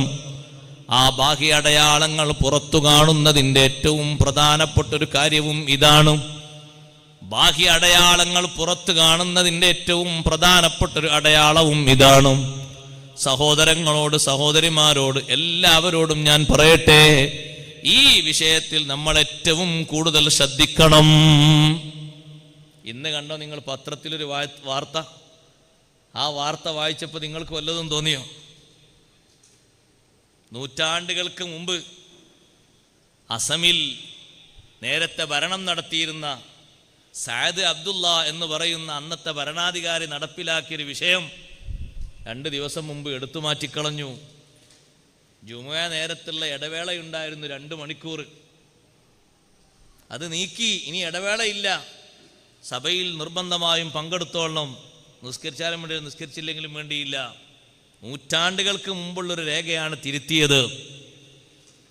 ഇനി അങ്ങനെ ഭൗതികതയിൽപ്പെട്ട് പലതും തിരുത്തപ്പെടും. പക്ഷേ ആത്മാർത്ഥമായ ആവേശത്തോടെ പിടിച്ചു നിന്നുകൊണ്ട് നമ്മുടെ ശരീരത്തെ പരിശീലിപ്പിച്ച് മുന്നോട്ട് കൊണ്ടുപോകണം. ദുനിയാവിൻ്റെ ഭൗതികതയുടെ സുഖങ്ങൾ പിന്തിരിപ്പിക്കും, നിസ്കാരത്തിൽ നിന്ന് പിന്തിരിപ്പിക്കും. ജീവിക്കാൻ വകുപ്പുണ്ടല്ലോ, എന്തിനാ നിസ്കരിക്കണമെന്ന് നോക്കും, ചോദിക്കും മനുഷ്യൻ. ജീവിക്കാൻ വകുപ്പുണ്ടല്ലോ, ജോലി ഉണ്ടല്ലോ, വരുമാനം ഉണ്ടല്ലോ, എന്തിനാ നിസ്കരിക്കുന്നത്? എന്തിനാ കുമ്പിടുന്നത്? ജീവിക്കാനുള്ള വകുപ്പില്ലേ? അതാ നമ്മളെ ചോദ്യം. പിന്നെ ലാസ്റ്റ് ഒരു മോഹം വരും. ശയ്യാവലംബിയായി കിടക്കുമ്പോൾ ആരെങ്കിലും കാണാൻ ചെന്നാൽ രോഗമൊന്നും മാറിയാൽ നിസ്കരിക്കായിരുന്നു, കേൾക്കുന്ന ആൾ ഇപ്പുറത്തേക്ക് മാറി എന്ന് ചിരിക്കും. ഓ, മൂപ്പര് ആഗ്രഹം കേൾക്കുമ്പോൾ മൂപ്പര് നിസ്കാരം വിടാത്ത പോലുണ്ട്. ഇത്രയും കാലം ഒറ്റ വക്ത് നിസ്കരിച്ചിട്ടില്ല. എന്നിട്ട് ഇപ്പൊ എന്തിനാണ് ഈ ആഗ്രഹം എന്നറിയോ? രോഗം ഒന്ന് മാറിക്കിട്ടാൻ, അല്ലാതെ നിസ്കരിക്കാനല്ല. കൂട്ടത്തിൽ പറഞ്ഞതാണ്, ഇതൊന്ന് മാറിയാൽ നിസ്കരിക്കായിരുന്നു, ജമാഅത്തിനൊന്ന് പോകായിരുന്നു, പള്ളിക്ക് തന്നെ പോയി ഒന്ന് ഇത്തിക്കാഫിരിക്കായിരുന്നു എന്നൊക്കെ. ഇതിങ്ങനെ കേൾക്കുമ്പോൾ അപ്പുറത്തുള്ള ആൾ പതുക്കെ ചിരിക്കുന്നുണ്ട്. കേട്ടോക്കുമ്പോൾ എവിടെ നമ്മളെ കൂടെ എത്ര കാലം ജീവിച്ചതാ? നിസ്കരിക്കല്ല. നിസ്കരിക്കാത്തവനൊരു സ്ഥാനമില്ല ഇസ്ലാമിൽ. നിസ്കരിക്കാത്തവനൊരു സ്ഥാനമില്ല. ഇമാം ഗസാലി റളിയല്ലാഹു അൻഹുവിൻ്റെ വീട്ടിൽ വന്ന അതിഥിയോടൊക്കെ എത്ര ബഹുമാനം വേണമെന്നാണ് ഇസ്ലാം പഠിപ്പിക്കുന്നത്. ഒരു വീട്ടിൽ അതിഥി വന്നാൽ ഏറ്റവും കൂടുതൽ ബഹുമാനത്തോടെ സ്വീകരിക്കേണ്ട ആളല്ലേ അതിഥി. അതിഥിയെ ആദരിക്കുന്നത്, ബഹുമാനിക്കുന്നത് വിശ്വാസത്തിൻ്റെ ഭാഗമാണ്. അങ്ങനെയാണ് നബി സല്ലല്ലാഹു അലൈഹി വസല്ലം പഠിപ്പിച്ചത്. അതിഥിയെ ആദരിക്കണം, ബഹുമാനിക്കണം. ആ ബഹുമാനത്തിന് എതിര് ചെയ്യരുത്. നിങ്ങളുടെ നാട്ടിലൊന്നും ഉണ്ടാകൂലെന്ന് കരുതാ. അപ്പോൾ പല നാടുകളിലും ബഹുമാനത്തിന് എതിര് വരുന്നുണ്ട്. അതിഥിയോടുള്ള ബഹുമാനത്തിന് ഏറ്റവും വലിയ എതിര്, അതിഥി വീട്ടിൽ വന്നാൽ അതിഥിക്ക് ഭക്ഷണം വിളമ്പിക്കൊണ്ടുവന്ന് വെച്ചുകൊടുത്ത് അതിഥിയെ സൽക്കരിക്കണം. ഒരിക്കലും അപ്പുറത്തും ഇപ്പുറത്തുള്ള ചെമ്പിലും പാത്രത്തിലും ഭക്ഷണമുണ്ട്, പോയി വിളമ്പിക്കഴിച്ചോളൂ എന്ന അനാദരവ് പറയരുത്. നാട്ടിലൊക്കെ അങ്ങനെ ഒരു അനാദരവ് തുടങ്ങിയിട്ടുണ്ട്. എന്ത്? അതാ അവിടെ പാത്രത്തിലുണ്ട്, ചെമ്പിലുണ്ട്, ഇപ്പുറത്ത് പ്ലേറ്റ് ഉണ്ട്, എടുത്ത് വിളമ്പിക്കോളൂ. അത് അനാദരവാണ്. നബി സല്ലല്ലാഹു അലൈഹി വസല്ലം തങ്ങളെ സ്നേഹിക്കുന്ന ഒരാൾക്ക് അങ്ങനെ ചെയ്യാൻ പറ്റൂല, ചെയ്യാൻ പാടില്ലത്. അതിനെന്ത് പേര് വെച്ചാലും ശരി, ഏത് കല്യാണത്തിന്റെ പിന്നിലാണെങ്കിലും ശരി, മോശമാണ് ആ പണി. തീർത്ത് പറഞ്ഞാൽ ഏറ്റവും വലിയ എരപ്പം പണിയാണത്. ഒരു മുസ്ലിം ചെയ്യേണ്ട പണിയല്ല, മുസ്ലിം ചെയ്യാൻ പാടില്ലത്. ഇബ്രാഹിം നബി അലൈഹി സ്വലാം എത്ര വലിയ മഹാനാണ്. ഇബ്രാഹിം നബി അലൈഹി സ്വലാമിൻ്റെ വീട്ടിൽ വന്ന അതിഥികൾക്ക് പാത്രത്തിൽ ഇങ്ങനെ നല്ല 1-ാം നമ്പർ കാളക്കുട്ടിയെ ചുട്ട് നല്ല ഫ്രൈ ആക്കി റെഡിയാക്കി എടുത്തിട്ട്, അത് ശരി ഇന്ന് നിങ്ങൾ കരുതി ഇന്നൊന്നും വന്നതാ മന്തിയൊക്കെ, അതൊക്കെ നേരത്തെ ഉണ്ട്. നല്ല 1-ാം നമ്പർ കാളക്കുട്ടിയെ നോക്കിയിട്ട് അത് വേവിച്ചെടുത്ത് നല്ല പാത്രത്തിൽ ഇങ്ങനെ പിടിച്ച്, ആരാ പിടിച്ചു കൊണ്ടുപോകണമെന്നറിയോ? ഇബ്രാഹിം നബി അലൈഹി സ്വലാം അതിഥികളെ മുന്നിൽ കൊണ്ടുപോയി ഇങ്ങനെ വെച്ചു കൊടുത്ത സൽക്കാരം. ആ അതിഥി സൽക്കാരമാണ് ഖുർആനിലൂടെ ലോകത്ത് പഠിപ്പിക്കുന്നത്. അവരങ്ങനെയാണ് ആദരിക്കേണ്ടത്.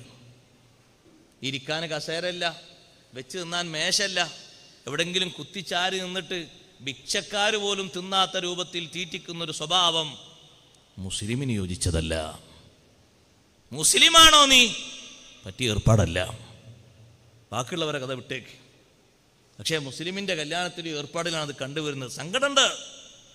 ഓ മുസ്ലിമാണെന്ന് പറയുന്നതിൽ സങ്കടമുണ്ട് എന്നർത്ഥം. നിസ്കരിക്കാൻ ബാധ്യതയില്ലാത്ത ബന്ധമുള്ള ഒരാൾ, മുസ്ലിം പേരുള്ള ഒരാൾ ഗസാലി ഇമാം റളിയല്ലാഹുവിൻ്റെ വീട്ടിലെത്തിയപ്പോൾ ളുഹ്ർ നിസ്കാരത്തിന് വാങ്ങിക്കൊടുത്തപ്പോൾ മഹാനവറുകൾ സ്വാഭാവിക ചോദ്യം ചോദിച്ചു, നമ്മൾ നിസ്കരിക്കല്ലേ എന്ന്. സാധാരണ ചോദിക്കുമല്ലോ. അതും ഗസാലി ഇമാമിനെ പോലത്തെ ഒരു പണ്ഡിതനല്ലേ. നിസ്കരിക്കല്ലേ എന്ന് ചോദിച്ചപ്പോൾ അദ്ദേഹം പറഞ്ഞു, എനിക്ക് നിസ്കാരം പരിചയമില്ല എന്ന്. ഗസാലി ഇമാം റളിയല്ലാഹുവിന് എങ്ങനെയാണ് അയാൾക്ക് ഭക്ഷണം കൊടുത്തത്? പുറത്ത് നായക്ക് കൊടുക്കുന്ന ഭക്ഷണപാത്രത്തിൽ ഭക്ഷണം വിട്ടുകൊടുത്തുകൊണ്ട് കഴിച്ചോളൂ എന്ന് പറഞ്ഞു. അത്രേ സ്ഥാനമുള്ളൂ എന്നർത്ഥം. ആർക്ക്? നിസ്കരിക്കാത്തവന്. വീട്ടിൻ്റെ ഉള്ളിൽ കൊണ്ടുപോയി സൽക്കരിച്ച് ഭക്ഷണം കൊടുക്കേണ്ട ആളല്ല. കല്യാണത്തിന് വിളിക്കുന്ന കാര്യം ഞാൻ പറഞ്ഞു, അതിലെല്ലാവരും പെട്ട്. കല്യാണത്തിന് നമ്മൾ വിളിക്കുന്നത് മുസ്ലിങ്ങളെ ആണെങ്കിലും ക്രൈസ്തവരെ ആണെങ്കിലും ഹൈന്ദവരെ ആണെങ്കിലും ഇസ്ലാം കൽപ്പിച്ചൊരു ബഹുമാനുണ്ട്. നബി സല്ലല്ലാഹു അലൈഹി വസല്ലം തങ്ങളൊക്കെ ഭക്ഷണം കൊടുത്തൊരു രീതിയുണ്ട്. അതാണ് സ്വീകരിക്കേണ്ടത്. അതിങ്ങനെ മേശ വെച്ച് ഭക്ഷണം വിളമ്പി അവരതിലേക്ക് ഇരുത്തി ഭക്ഷണം കഴിപ്പിച്ചു വിടുക. അത് നല്ല പ്രതിഫലം കിട്ടുന്ന കാര്യമാണ്. മറ്റേത് അത് നാട്ടിൽ എത്ര മോഡലായി വന്നാലും മുസ്ലിം അത് സ്വീകരിക്കരുത്. നമുക്ക് യോജിച്ചതല്ല. നബി സല്ലല്ലാഹു അലൈഹി വസല്ലം നിങ്ങൾക്ക് പൊരുത്തല്ലാത്ത സംഗതിയാണ്. അഷ്റഫുൽ ഖൽഖ് റസൂലുള്ളാഹി സ്വല്ലല്ലാഹു അലൈഹി വസല്ലം നിങ്ങൾക്ക് ഇഷ്ടമില്ലാത്ത സംഗതികളിലേക്കൊന്നും സഹോദരങ്ങൾ സഹോദരിമാർ കയറിക്കൂടരുത്. മഹബത്തുള്ള ആൾക്കാരല്ലേ, തങ്ങൾക്ക് ഇഷ്ടമുള്ളത് ഇഷ്ടമായി സ്വീകരിക്കണം. തങ്ങൾക്ക് ഏറ്റവും വെറുപ്പുള്ളത് അവജ്ഞയോടെ തള്ളിക്കളയണം. പുതുയുഗത്തിലെ സഹോദരിമാരോട് ഞാൻ പറയട്ടെ, ചെറുപ്പക്കാരികളോട് പ്രത്യേകം പറയട്ടെ, സ്കൂളിലേക്കാണെങ്കിലും കോളേജിലേക്കാണെങ്കിലും മേക്കപ്പ് ചെയ്തു പോകുന്നൊരു സ്വഭാവം പലയിടത്തും ഇങ്ങനെ വർദ്ധിച്ചു വരുന്നു. നഊദു ബില്ലാഹ്. മറ്റുള്ളവരെ ആകർഷിപ്പിക്കാൻ വേണ്ടിയുള്ള ആകർഷണീയ കാര്യങ്ങൾ ഏറ്റെടുത്തുകൊണ്ട് നമ്മൾ പുറത്തിറങ്ങിപ്പോകുന്നത് തന്നെ തെറ്റാണ്. നബി സല്ലല്ലാഹു അലൈഹി വസല്ലം തങ്ങൾ വിലക്കിയതാണ്. മാറ് കാണിച്ചുകൊണ്ട് നിന്റെ തലമുടിയും മുഖവും മൊത്തം വെളിവാക്കിയിട്ട് കൈയും കാലുമൊക്കെ വെളിവാക്കിയിട്ട് ഇപ്പൊ ഒരു പുതിയ ദുരാചാരം തുടങ്ങിയിട്ടുണ്ട്. അതേ നല്ല പാൻറ് ധരിക്കുന്ന, റാഹത്തുള്ള, കോലക്കേടല്ലാത്ത രൂപത്തിലുള്ള വസ്ത്രം ധരിക്കുന്ന ചില സഹോദരിമാര് അവരുടെ കാൽഭാഗത്തുള്ള വസ്ത്രം, കാലിൻ്റെ ഭാഗത്തുള്ള വസ്ത്രം മുട്ടുവരെ കയറ്റി വെക്കുന്നൊരു പുതിയ സ്വഭാവം പലയിടങ്ങളിലും തുടങ്ങിക്കഴിഞ്ഞു. ഞങ്ങൾ അത്യാവശ്യം കാണാനൊക്കെ സൗന്ദര്യമുള്ളവരാണ്, കണ്ടെങ്കിലും വേണമെങ്കിൽ ആസ്വദിച്ചോളൂ എന്ന തരത്തിൽ. പാടില്ല, നിഷിദ്ധമാണ്. നല്ല മറവോടുകൂടെ പോകുന്നതാണ് ഈമാനിക ഭംഗി. ഈമാനിന്റെ ഏറ്റവും പ്രധാനപ്പെട്ട ഭംഗി ഹയാ ആണ്. വിശുദ്ധ ദീനിന്റെ സ്വഭാവവും ഹയാ ആണ്. നബി സല്ലല്ലാഹു അലൈഹി വസല്ലം പഠിപ്പിച്ചല്ലോ, ലികുല്ലി ദീനിൻ ഖുലുഖുൻ. എല്ലാ മതത്തിനും ഓരോ സ്വഭാവമുണ്ട്. വഖുലുഖുൽ ഇസ്ലാമി അൽ ഹയാ. ഇസ്ലാമിന്റെ സ്വഭാവം ഹയാ ആണ്, ലജ്ജയാണ്, നാണമാണ്. അത് കാത്തു സൂക്ഷിക്കേണ്ടതാണ്. ചെറുപ്പക്കാരോട് പറയട്ടെ, ധരിക്കാൻ നല്ല പാൻറ് ധരിച്ചിട്ട് അതിൻ്റെ മുട്ടിൻ്റെ ഭാഗവും അതിൻ്റെ മേൽഭാഗവും കീറിക്കൊണ്ട് ഓട്ടയാക്കി പോകുന്നൊരു സ്വഭാവം. അതെന്തിനാ? കാറ്റ് കിടക്കാനാ? കണ്ടില്ലേ, മുട്ടിൻ്റെ മേൽഭാഗത്ത് ഇങ്ങനെ ഒരു ഓട്ടയാക്കിയിട്ട് ഇങ്ങനെ. എന്തായാലും അതിൻ്റെ യുക്തി എന്താ നമുക്ക് മനസ്സിലാകുന്നില്ല. കാറ്റ് കിടക്കാനാണെങ്കിൽ ഒരു കാറ്റ് കൊള്ളാനാണെങ്കിൽ എന്താ വിഷരെടുത്ത് വീശാൽ പോരെ? ഇത് നിസ്കരിക്കാനും കൂടി പറ്റൂലല്ലോ. ആ രൂപത്തിൽ ഓട്ടയാക്കിയിട്ടുണ്ട്. അല്ലെങ്കിൽ ഇത് വേറെന്തെങ്കിലും ലക്ഷണമായിട്ട് ഒരു ഫോമായിട്ട് വന്നാണോ എന്ന് അറിയില്ല. ആ ഒരു സ്വഭാവം സ്വീകരിച്ചുകൊണ്ട് നല്ല പാൻറ് എന്തിനാ അങ്ങനെ വെട്ടിക്കേടെടുത്തുന്നത്? അത് ധരിക്കാൻ പറ്റിയതല്ലേ, അത് അങ്ങനെ തന്നെ ഇട്ട് പോകല്ലേ. നല്ല അന്തസ്സിൽ നല്ല ഉഷാറില്ല, അത് കീറിക്കൊണ്ടു പോകല്ലല്ലോ വേണ്ടത്. ആണും പെണ്ണും നഖം വെട്ടുന്നിടത്ത് എല്ലാ നഖങ്ങളും വെട്ടണം. നഖങ്ങൾ ഏതെങ്കിലും വെട്ടാതിരിക്കുന്നത് ദുർലക്ഷണമാണ്. നബി സല്ലല്ലാഹു അലൈഹി വസല്ലം തങ്ങളുടെ അടുത്തേക്ക് 40 ദിവസം ജിബ്രീൽ അലൈഹിസ്സലാം വരാത്തൊരു ഘട്ടമുണ്ടായിട്ടുണ്ട്. അതിന് 3 കാരണങ്ങൾ പറയുന്നുണ്ട് കിതാബിൽ. ഒരു കാരണം പറയുന്നത്, തങ്ങളോടൊപ്പം നടന്ന ആൾക്കാരെ കൂട്ടത്തിൽ ചിലര് നഖം വെട്ടാത്തവരുണ്ടായത് കൊണ്ടാണ് ജിബ്രീൽ അലൈഹിസ്സലാം വരാതിരുന്നത്. നല്ല സാന്നിധ്യങ്ങൾ കുറയുന്ന ഒരു അവലക്ഷണമാണത്. എല്ലാ നഖങ്ങളും വൃത്തിയിൽ വെട്ടണം. അതാണ് അവിടുന്ന് പഠിപ്പിച്ച ശൈലി. കൈയിന്റെയും കാലിന്റെയും നഖങ്ങൾ ഒന്നും നീട്ടി വളർത്തരുത്.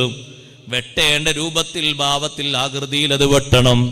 അഷ്റഫുൽ ഖൽഖ് സല്ലല്ലാഹു അലൈഹി വസല്ലം തങ്ങളോട് മഹബത്ത് വെക്കുന്നവരല്ലേ, വസ്ത്രദാനത്തിൽ അതിന്റെ ശൈലി സ്വീകരിക്കണം. ആണിനും പെണ്ണിനും വേറിട്ട രീതിയിൽ തന്നെ വസ്ത്രധാരണ ശൈലിയുണ്ട്. അതാ രൂപത്തിലും ആ ഭാവത്തിലും തന്നെ സ്വീകരിക്കണം. മാറ്റമില്ലാത്ത രൂപത്തിൽ തന്നെ അങ്ങനെ സ്വീകരിക്കണം. നബി സല്ലല്ലാഹു അലൈഹി വസല്ലം തങ്ങളുടെ മുന്നിൽ വന്ന ആണിനും പെണ്ണിനും 2 രൂപത്തിലുള്ള വസ്ത്രദാന വേഷവിധാനം തങ്ങൾ പഠിപ്പിച്ചിട്ടുണ്ട്, വിശദീകരിച്ചിട്ടുണ്ട്. അതങ്ങനെ തന്നെ സൂചിപ്പിച്ചിട്ടുമുണ്ട്. പിൽക്കാലത്ത് വന്ന സ്വഹാബിമാരൊക്കെ ആ ആദർശം മുറുകെ പിടിച്ചാണ് ജീവിതത്തിന്റെ അവസാന ഘട്ടം വരെ കഴിഞ്ഞുകൂടിയത്. തങ്ങളെ ഏറ്റവും അധികം സ്നേഹിച്ചവരിൽ ഒരാളല്ലേ ഉമർ ഇബ്നുൽ ഖത്താബ് റളിയല്ലാഹു തആല അൻഹു. സുബ്ഹി നിസ്കാരത്തിലാണ് ഉമർ റളിയല്ലാഹു അൻഹു കുത്തേറ്റത്. ശത്രുവിന്റെ കുത്തുകൊണ്ട് ഉമർ ഇബ്നുൽ ഖത്താബ് റളിയല്ലാഹു അൻഹു നിലത്ത് വീണപ്പോ കൂടെയുള്ളവർ മഹാനവറുകളെ പൊക്കിയെടുത്ത് വീട്ടിൽ കൊണ്ടുപോയി കിടത്തി. ചിലപ്പോഴൊക്കെ ബോധം തെളിയുന്നു, വീണ്ടും ബോധം കെട്ടുപോകുന്നു. അങ്ങനെ ബോധം വരുന്നു, ബോധം കെട്ടുപോകുന്നു. ഈ ഒരവസ്ഥ ഇങ്ങനെ മുന്നോട്ട് ഇങ്ങനെ നീണ്ടു പോകുമ്പോ ഉമർ റളിയല്ലാഹു അൻഹുവിനെ കാണാൻ വേണ്ടി നല്ലൊരു ചെറുപ്പക്കാരൻ വന്നു. വന്നിട്ട് പറഞ്ഞു, ഉമർ തങ്ങളെ, നിങ്ങൾ എന്തിന് പേടിക്കണം? നബി സല്ലല്ലാഹു അലൈഹി വസല്ലം വഫാത്താകുമ്പോ നിങ്ങളെ തൃപ്തിപ്പെട്ടിട്ടല്ലേ തങ്ങൾ വഫാത്തായി പോയത്. ശേഷം സിദ്ദീഖ് റളിയല്ലാഹു അൻഹു 2 കൊല്ലവും ചില്ലറ മാസവും ഭരണം നടത്തി. അവരും നിങ്ങളെ പൊരുത്തപ്പെട്ട രീതിയിലല്ലേ മൺമറഞ്ഞു പോയത്. നിങ്ങൾ പേടിക്കേണ്ടതില്ല. ഒരുപാട് നല്ല സ്തുതികളൊക്കെ പറഞ്ഞിരിക്കുന്ന ഈ ചെറുപ്പക്കാരൻ ഇതൊക്കെ പറഞ്ഞങ്ങോട്ട് പോകുമ്പോ ഉമർ റളിയല്ലാഹു അൻഹു പതുക്കെ ഒന്ന് തലപൊക്കി നോക്കി. ആ ചെറുപ്പക്കാരന്റെ തുണി, ഉടുത്ത വസ്ത്രം ഞെരിയാണിക്ക് തായോട്ടിറങ്ങിയിട്ടുണ്ട്. ഉമർ റളിയല്ലാഹു അൻഹു കിടക്കപ്പായിൽ നിന്ന് ആംഗ്യം കാണിച്ച് വിളിച്ചു വരുത്തിയിട്ട് പറഞ്ഞു, ഇർഫൾ സൗബക യാ ഗുലാം, മോനെ തുണിയൊന്ന് കയറ്റിയെടുക്കണം, ഒന്ന് ഉയർത്തിയെടുക്കണം. ഫഇന്നഹു അത്ഖാ ലിറബ്ബിക വഅൻഖാ ലിസൗബിക, നിന്റെ റബ്ബിന് നീ ചെയ്യുന്ന ഏറ്റവും നല്ലൊരു അനുസരണമാണത്. നിന്റെ വസ്ത്രത്തിന് ഏറ്റവും നല്ല വൃത്തിയുമാണത്.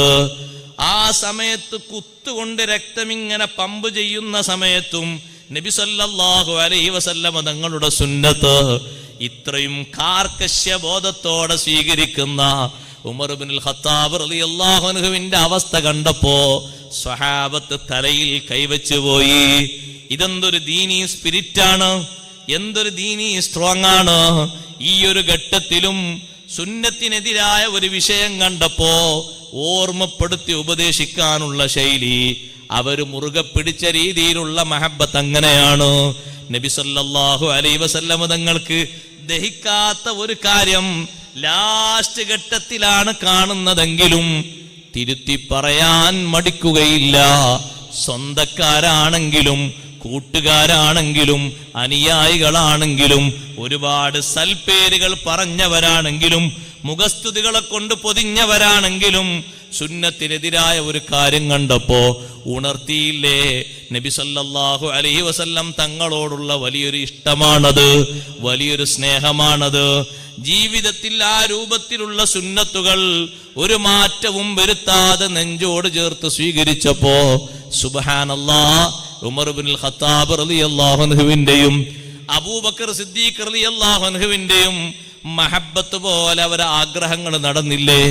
അഷ്റഫുൽ ഖൽഖ് സയ്യിദുനാ റസൂലുള്ളാഹി സ്വല്ലല്ലാഹു അലൈഹി വസല്ലം തങ്ങളെ സ്വന്തം ശരീരത്തിലേക്കാൾ അധികം, മക്കളെക്കാൾ അധികം, കുടുംബത്തെക്കാൾ അധികം, മറ്റു എല്ലാറ്റിനേക്കാളും അധികം സ്നേഹിച്ചപ്പോ അള്ളാഹു അവർക്ക് കൊടുത്ത സ്ഥാനം നോക്ക്. ചെറിയ സ്ഥാനമല്ല, ചെറിയ ബഹുമാനമല്ല. നബി സല്ലല്ലാഹു അലൈഹി വസല്ലമ തങ്ങളുടെ തൊട്ടു ചാരത്തന്നെ കടക്കാനുള്ള വലിയ സൗഭാഗ്യം, ആ ഒരു മഹബത്തിന്റെ അടുപ്പം, ആ ഒരു കിടത്തത്തിൽ നിങ്ങൾ കണ്ടില്ലേ? ഒരു ചെറിയ രൂപമല്ലല്ലോ, മദീനയിൽ പോകുമ്പോ കാണാറില്ലേ? പോകാൻ അല്ലാഹു ഇനിയും തൗഫീഖ് നൽകട്ടെ. സഹോദരങ്ങളെ, അബൂബക്കർ സിദ്ദീഖ് റളിയല്ലാഹു അൻഹു വഫാത്താകുന്നതിന്റെ മുമ്പ് സിദ്ദീഖ് റളിയല്ലാഹു അൻഹു നൽകിയ വസിയ്യത്താണ്, എന്റെ ജനാസ നിസ്കാരം കഴിഞ്ഞിട്ട് ഹുജ്റത്തു ശരീഫയുടെ മുന്നിൽ എന്റെ ശരീരം വെച്ചിട്ട് അനുവാദം ചോദിക്കണം. നബി സല്ലല്ലാഹു അലൈഹി വസല്ലമ തങ്ങളുടെ ഭാഗത്തുനിന്ന് അനുവാദം കിട്ടിയാൽ അവിടെ എന്നെ പ്രവേശിപ്പിക്കണം, അല്ലെങ്കിൽ ജന്നത്തുൽ ബഖീയിലേക്ക് എന്നെ മടക്കണം. ശക്തമായി ആ വാതിലൊക്കെ ശരിക്ക് ഭദ്രമായി പൂട്ടിയിരുന്നു. ജാബിർ റളിയല്ലാഹു അൻഹു റിപ്പോർട്ട് ചെയ്യുന്ന ഹദീസിൽ കാണാം, വാതിൽ ഭദ്രമായി പൂട്ടിയിട്ടുണ്ട്. പക്ഷെ പൂട്ടിയ ഏത് വാതിലും തുറക്കാൻ കഴിയും. മഹബത്ത് യാഥാർത്ഥ്യമാണെങ്കിൽ അത് തുറക്കാൻ കഴിയും. യാഥാർത്ഥ്യമാകണം മഹബത്ത്. മഹബത്ത് യാഥാർത്ഥ്യമാണോ? യാഥാർത്ഥ്യമുള്ള വരികളെ കൊണ്ട് മഹാന്മാരൊക്കെ തുറപ്പിച്ചിട്ടില്ലേ? അതുപോലെ തുറപ്പിക്കാൻ കഴിയും. അബൂബക്കർ സിദ്ദീഖ് റളിയല്ലാഹു അൻഹുവിന്റെ ജനാസ നിസ്കാരം മദീന പള്ളിയിൽ നിസ്കാരം കഴിഞ്ഞു. നേരെ കൊണ്ടുപോയി ഹുജ്റത്തു ശരീഫയുടെ മുന്നിൽ വെച്ചു. ജാബിർ റളിയല്ലാഹു അൻഹു പറഞ്ഞു, അല്ലാഹുവിന്റെ റസൂലേ, അബൂബക്കറിൻ ബിൽ ബാബി യാ റസൂലല്ലാഹ്. അബൂബക്കർ റളിയല്ലാഹു അൻഹു ഇദാ വാതിൽക്കൽ കൊണ്ടുവന്ന് ഞങ്ങൾ വെച്ചിരിക്കുന്നു, എന്ത് ചെയ്യണം? നബി സല്ലല്ലാഹു അലൈഹി വസല്ലം തങ്ങളോടുള്ള ചോദ്യമാണ്. ശക്തമായി കൊട്ടിയടച്ച് ഭദ്രമായി പൂട്ടിയിരുന്ന വാതിലങ്ങ് തുറക്കപ്പെട്ടു. ഫുതിഹത്തിൽ ബാബു. ഞങ്ങൾക്കറിയില്ല വാതിൽ ആരാണ് തുറന്നത് എന്നറിയില്ല. വാതിൽ യാന്ത്രികമായി തുറന്നതുപോലെ തുറക്കപ്പെട്ടു. ഉള്ളിൽ നിന്ന് ഞങ്ങൾക്ക് നിർദ്ദേശം കിട്ടി, ലമ്മുൽ ഹബീബ ഇലൽ ഹബീബ്. എന്റെ ഇഷ്ടക്കാരനെ, എന്റെ സ്നേഹിതനെ എന്നിലേക്ക് ചേർത്ത് വെക്കൂ, അടുപ്പിച്ചു വെക്കൂ. അഷ്റഫുൽ ഖൽഖ് സയ്യിദുനാ റസൂലുള്ളാഹി സ്വല്ലല്ലാഹു അലൈഹി വസല്ലമ തങ്ങളുടെ തോളിന്റെ ഭാഗത്ത് തലഭാഗം വരുന്ന രീതിയിൽ സിദ്ദീഖ് റളിയല്ലാഹു അൻഹു സന്തോഷത്തോടെ അവിടെ അന്തി ഉറങ്ങുകയാണ്. എത്ര അടുപ്പമാണ് ആ ജീവിതത്തിൽ കിട്ടിയത്! എന്തേ ഇത്രയും വലിയ അടുപ്പത്തിന് കാരണം? സ്വന്തം ശരീരത്തിന്റെ താല്പര്യങ്ങൾ മാറ്റിവെച്ച് അവിടുന്ന് ഏറ്റവും വലിയ താല്പര്യം എടുത്തത് ഹബീബ് റസൂലുള്ളാഹി സ്വല്ലല്ലാഹു അലൈഹി വസല്ലമ തങ്ങളെ താല്പര്യമാണ്.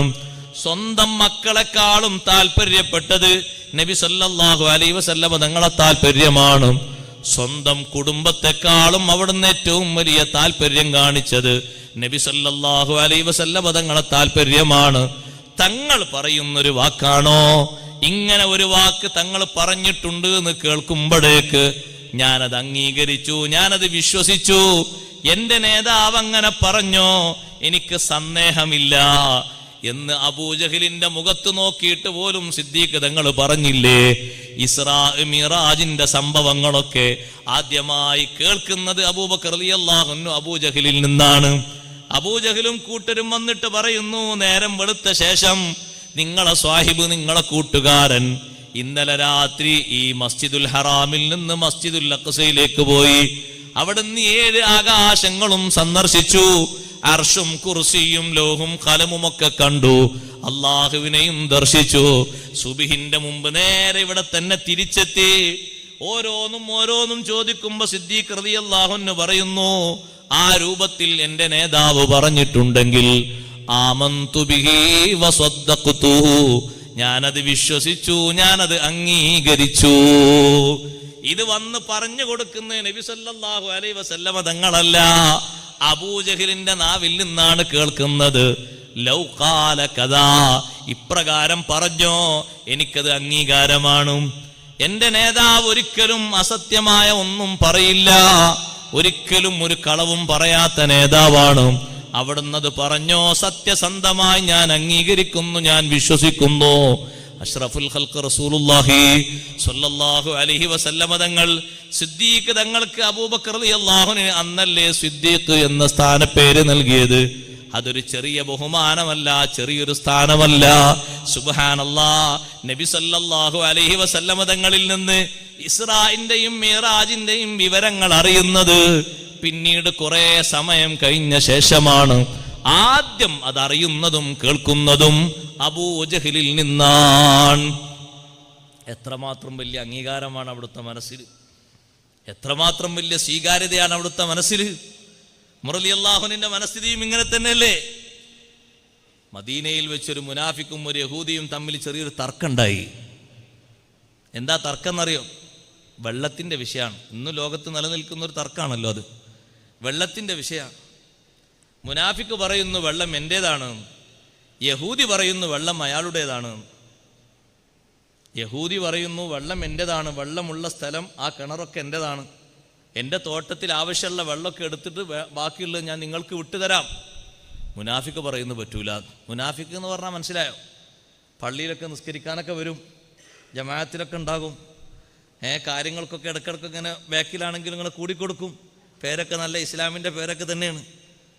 അപ്പോൾ രണ്ടുപേരും തർക്കം ഇങ്ങനെ മൂർജിച്ചപ്പോൾ യഹൂദിയും മുനാഫിക്കും രണ്ടുപേരും പറഞ്ഞു നമുക്കൊരു മധ്യസ്ഥനെ കണ്ട് ഈ കാര്യം തീരുമാനിക്കണം. യഹൂദി പറഞ്ഞു ഏതായാലും ഞങ്ങളുടെ നേതാവിൻ്റെ അടുത്തേക്ക് ഞാൻ പോരുന്നില്ല എന്ന്. ജൂതന്മാരെ മദീനത്തെ നേതാവാരാ? ഖാബ് ബിനുൽ അഷ്റഫ്. നീ റളിയല്ലാഹു ചൊല്ലണ്ട, ജൂതനാണ്. ഖാബ് ബിനുൽ അഷ്റഫ്, അദ്ദേഹത്തിൻ്റെ അടുത്തേക്ക് ഞാൻ പോരൂല എന്ന് യഹൂദി പറഞ്ഞു. യഹൂദി എന്താ അങ്ങനെ പറയാൻ കാരണം? അദ്ദേഹം നല്ല കൈക്കൂലിക്കാരനാണ്, നല്ല കട്ടിയിൽ ആരാണോ കൊടുക്കുന്നത് അവർക്ക് വിധി ചെയ്തു. കൈക്കൂലി ഇഷ്ടം പോലെ വാങ്ങുന്ന ആളാണ്. അതുകൊണ്ട് യഹൂദി പറഞ്ഞു ഞങ്ങളെ നേതാവിൻ്റെ അടുത്തേക്ക് പോകണ്ടെന്ന് പറഞ്ഞു. മുനാഫിക്ക് പറഞ്ഞു എന്നാ നിങ്ങൾ വേറൊരാളെ പറഞ്ഞോളൂ, നബി സല്ലല്ലാഹു അലൈഹി വസല്ലം നിങ്ങളുടെ അടുത്തേക്ക് പോയാലോ? യഹൂദി പറഞ്ഞു എനിക്ക് സമ്മതമാണ്, നബി സല്ലല്ലാഹു അലൈഹി വസല്ലം അടുത്തേക്ക് പോകാം, നിങ്ങൾക്ക് സമ്മതമാണെങ്കിൽ എനിക്ക് സമ്മതമാണ്. യഹൂദിയും പോയി, മുനാഫിക്കും പോയി, രണ്ടുപേരും പോയി. രണ്ടാളെയും തങ്ങൾ വിസ്തരിച്ചു, കാര്യങ്ങൾ വിശദമായി കേട്ട് പഠിച്ചു. പഠിച്ച ശേഷം തങ്ങൾ പറഞ്ഞു ആ കിണർ നിൽക്കുന്ന സ്ഥലവും യഹൂദിക്ക് അവകാശപ്പെട്ടതാണ്. നീതിപരമായിട്ടേ തങ്ങൾ വിധിക്കുള്ളൂ. കൂടെ വന്ന് നിസ്കാരത്തിനൊക്കെ പങ്കെടുക്കുന്ന ആളാണ് ഞാൻ, അതുകൊണ്ട് എങ്ങനെങ്കിലും എനിക്കൊരു അനുകൂല വിധി ഉണ്ടാകും എന്നാണ് മുനാഫിക്ക് കരുതിയത്. പക്ഷേ തങ്ങൾ കൂടെ വരുന്ന ആളാണ്, ഭക്ഷണം കഴിക്കുന്ന ആളാണ്, നിസ്കരിക്കാനുള്ള ആള് നോക്കിയിട്ടല്ല വിധിക്കുന്നത്. നീതി എങ്ങനെ ഏത് പക്ഷത്താണോ അതിന് വിധിക്കും. അത് യഹൂദി ആണെങ്കിലും ശരി, നസ്രാണി ആണെങ്കിലും ശരി, മതമുള്ള ആളാണെങ്കിലും ശരി, ഇല്ലാത്ത ആളാണെങ്കിലും ശരി, നീതി ആരെ പക്ഷത്താണോ അവർക്ക് വിധിക്കും. അങ്ങനെയാ തങ്ങളെ നിലപാട്. അതിൽ വേറെ വ്യത്യാസമൊന്നുമില്ല. യഹൂദിക്ക് വിധിച്ചു, യഹൂദിയോട് പറഞ്ഞു നിങ്ങൾക്കാണ് അതിൻ്റെ അവകാശം, നിങ്ങൾ വെള്ളം വിട്ടു കൊടുക്കുകയാണെങ്കിൽ ഇയാൾക്ക് ഉപയോഗിക്കാം, തോട്ടം നനക്കാം. രണ്ടുപേരും അവിടുന്ന് പുറത്തിറങ്ങിയപ്പോൾ യഹൂദി ചോദിച്ചു മുനാഫിക്കിനോട് തൃപ്തിയായില്ലേ? വിധി നിങ്ങൾ കേട്ടല്ലോ. നബി സല്ലല്ലാഹു അലൈഹി വസല്ലം നിങ്ങൾക്കും അംഗീകാരമുള്ള മധ്യസ്ഥനാണ്, എനിക്കും അംഗീകാരമുള്ള ആളാണ്, അതുകൊണ്ടല്ലേ നമ്മൾ ഇവിടെ വന്നത്, നിങ്ങൾക്ക് റെഡിയല്ലേ? മുനാഫിക്ക് പറഞ്ഞു നമുക്ക് വേറൊരാളും കൂടി കാണണം, ഈ വിധി മതി, ഇതിനപ്പുറം വേറെ സത്യസന്ധമായൊരു വിധി ലോകത്ത് വരാനില്ല. പക്ഷേ മുനാഫിക്കിന്റെ മനസ്സിൽ വന്നൊരു ചൊറി. മുനാഫിക്ക് പറഞ്ഞു നമുക്ക് വേറൊരാളെ കാണണം. എന്നാ നിങ്ങൾ പറഞ്ഞോളൂ, ഇനി ആരടുത്ത് വേണമെങ്കിലും പോകാം. യഹൂദിക്ക് ധൈര്യമായി നബി സല്ലല്ലാഹു അലൈഹി വസല്ലം നിങ്ങൾ വിധിച്ച വിധിക്കെതിരെ ഒരു വിധികർത്താവും വിധിക്കില്ല, തങ്ങൾ അത്രയും സത്യസന്ധമായും നീതിയുക്തമായിട്ടുമേ വിധിക്കൂ എന്ന് അറിയപ്പെട്ട വിഷയല്ലേ, അത് ലോകം മുഴുവനും അറിയപ്പെട്ടതല്ലേ. അദ്ദേഹം പറഞ്ഞു, മുനാഫിക്ക് പറഞ്ഞു എന്നാ നമുക്ക് അബൂബക്കർ റളിയല്ലാഹുവിന്റെ അടുത്തേക്ക് പോകാന്ന് പറഞ്ഞു. എന്നാ പോവുക. അബൂബക്കർ റളിയല്ലാഹുവിന്റെ അടുത്തേക്ക് പോയി. അബൂബക്കർ റളിയല്ലാഹുവിനെ ചോദിച്ചു എവിടുന്നാ വരുന്നത്? നബി സല്ലല്ലാഹു അലൈഹി വസല്ലം ഞങ്ങളെ ഹളറത്തിൽ നിന്നാണ്. എന്താ തങ്ങൾ വിധിച്ചത്? ഇങ്ങനെയൊക്കെയാണ് വിധിച്ചത്, എനിക്കും അങ്ങനെ വിധിക്കാനുള്ളത്, വേറെ വിധിക്കാനൊന്നുമില്ല. പുറത്തിറങ്ങി. യഹൂദി ചോദിച്ചു നിങ്ങൾക്ക് തൃപ്തിയായില്ലേ? രണ്ടാമത്തെ ആളും വിധിച്ചത് അങ്ങനെ തന്നെയാണ്. അവസാനം മുനാഫിക്ക് പറഞ്ഞു മൂന്നാമത്തെ ഒരാളും കൂടി കാണാം, നിങ്ങൾ പറഞ്ഞോളൂ ആരെ കാണേണ്ടത്? ഉമർ റളിയല്ലാഹുവിന്റെ അടുത്തേക്ക് പോകാം. ഉമർ റളിയല്ലാഹുവിന്റെ അടുത്തേക്ക് പോയപ്പോൾ രണ്ടുപേരും പറഞ്ഞു പെട്ടെന്ന് വിധി പുറപ്പെടുവിക്കരുത്, വിശദമായി ചോദിച്ചറിയണം. അബൂബക്കർ റളിയല്ലാഹുവിനെ പെട്ടെന്ന് വിധിച്ചു, അത് ഞങ്ങൾക്ക് റാഹത്തായിട്ടില്ല. ഉമർ റളിയല്ലാഹുവിന് രണ്ടുപേരോടും ഇരിക്കാൻ പറഞ്ഞു. വിശദമായി വിവരങ്ങളൊക്കെ കേട്ടു, നേരത്തെ വിധിച്ച വിധികർത്താക്കളുടെ വിധിയും ഒക്കെ കേട്ടു. ഉമർ റളിയല്ലാഹു അകത്ത് പോയി ഊരിപ്പിടിച്ച വാളുമായി വന്ന് മുനാഫിക്കിന്റെ തല വെട്ടിമാറ്റി. എന്നിട്ട് ഉമർ റളിയല്ലാഹു പറഞ്ഞു ഹാദാ ഹുക്മു മല്ലം യർള ബിഖളാഇ റസൂലില്ലാഹി സ്വല്ലല്ലാഹു അലൈഹി വസല്ലം. അള്ളാഹുവിൻ്റെ റസൂലിൻ്റെ തീരുമാനം തൃപ്തിപ്പെടാത്തവർക്ക് അവസാനത്തെ തീരുമാനം ഇതാണ്. ഉടലിൽ നിന്ന് തല തെറിച്ചു പോയപ്പോൾ യഹൂദി എഴുന്നേറ്റ് ഓടി. യഹൂദിയുടെ പിന്നാലെ പോയിട്ട് ഉമർ റളിയല്ലാഹു അൻഹു കൊട്ടി വിളിച്ചു, നിങ്ങൾ വരൂ. യഹൂദി പറഞ്ഞു, ഞാൻ വരില്ല, ഞാൻ പണ്ടും നിങ്ങളെ കൂടെ ഇല്ല, ഇപ്പോൾ നിങ്ങളെ കൂടെ ഇല്ല. നിങ്ങൾ തല വെട്ടിയിട്ട് തല അവിടെ തെറിച്ച് വീഴുന്ന ആള് നിങ്ങളെ കൂടെ ഇടക്കിടക്കൊക്കെ പല പ്രവർത്തനത്തിലും വരുന്ന ആളാണ്. അദ്ദേഹത്തിൻ്റെ തല തന്നെ പോയെങ്കിൽ എൻ്റെ തലക്കൊരു ഗ്യാരണ്ടി ഇല്ല, ഞാൻ പോവുകയാണ്, നിങ്ങളെ വിധി എനിക്ക് വേണ്ട എന്ന് പറഞ്ഞു. ഇത് നിങ്ങൾ നോക്കൂ, മദീനയിൽ ഈ കുടുംബം വന്നു. ഈ മനുഷ്യൻ്റെ മുനാഫിക്കിൻ്റെ കുടുംബം നബി സല്ലല്ലാഹു അലൈഹി വസല്ലം നിങ്ങളെ സന്നിധിയിൽ വന്നു. എന്താ നബിയെ പണി?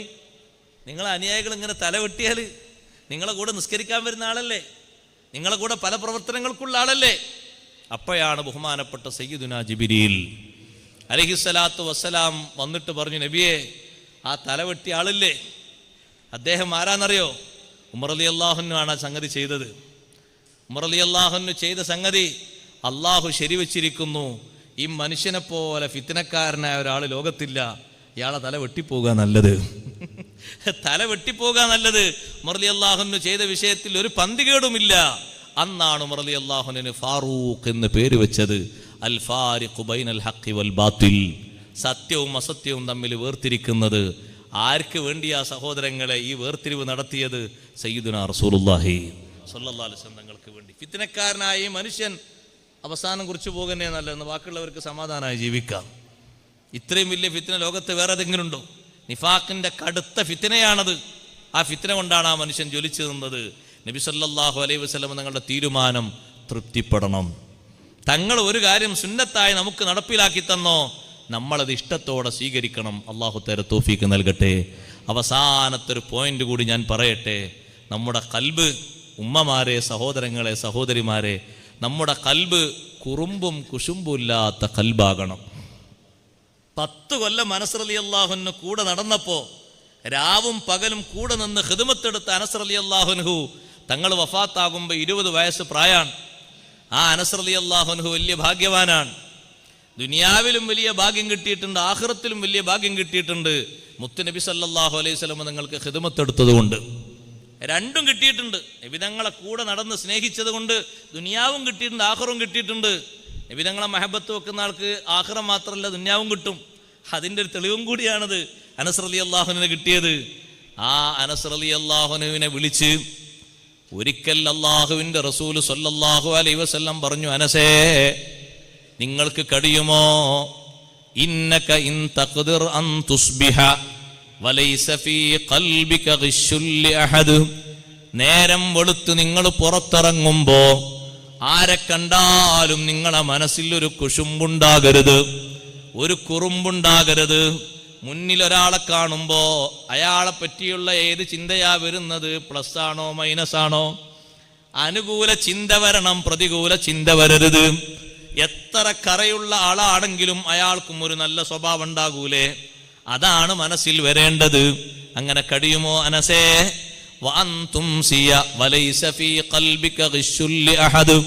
വൈകുന്നേരം ജീവിക്കുമ്പോഴും ആരെ കണ്ടാലും നിങ്ങളെ കൽബിൽ ഒരു പകയും ഒരു വിദ്വേഷവും ഉണ്ടാകരുത്. അങ്ങനെ ജീവിക്കുകയാണെങ്കിൽ ഫഇന്നഹു മിൻ സുന്നതി, എന്റെ തിരുചര്യയിൽ തിരുമാതൃകയിൽ പെട്ടതാണത്. വമൻ അഹബ്ബ സുന്നതി ഫഖദ് അഹബ്ബനി, എന്റെ സുന്നത്തിനെ ഇഷ്ടപ്പെടുന്നവൻ എന്നെ ഇഷ്ടപ്പെട്ടു.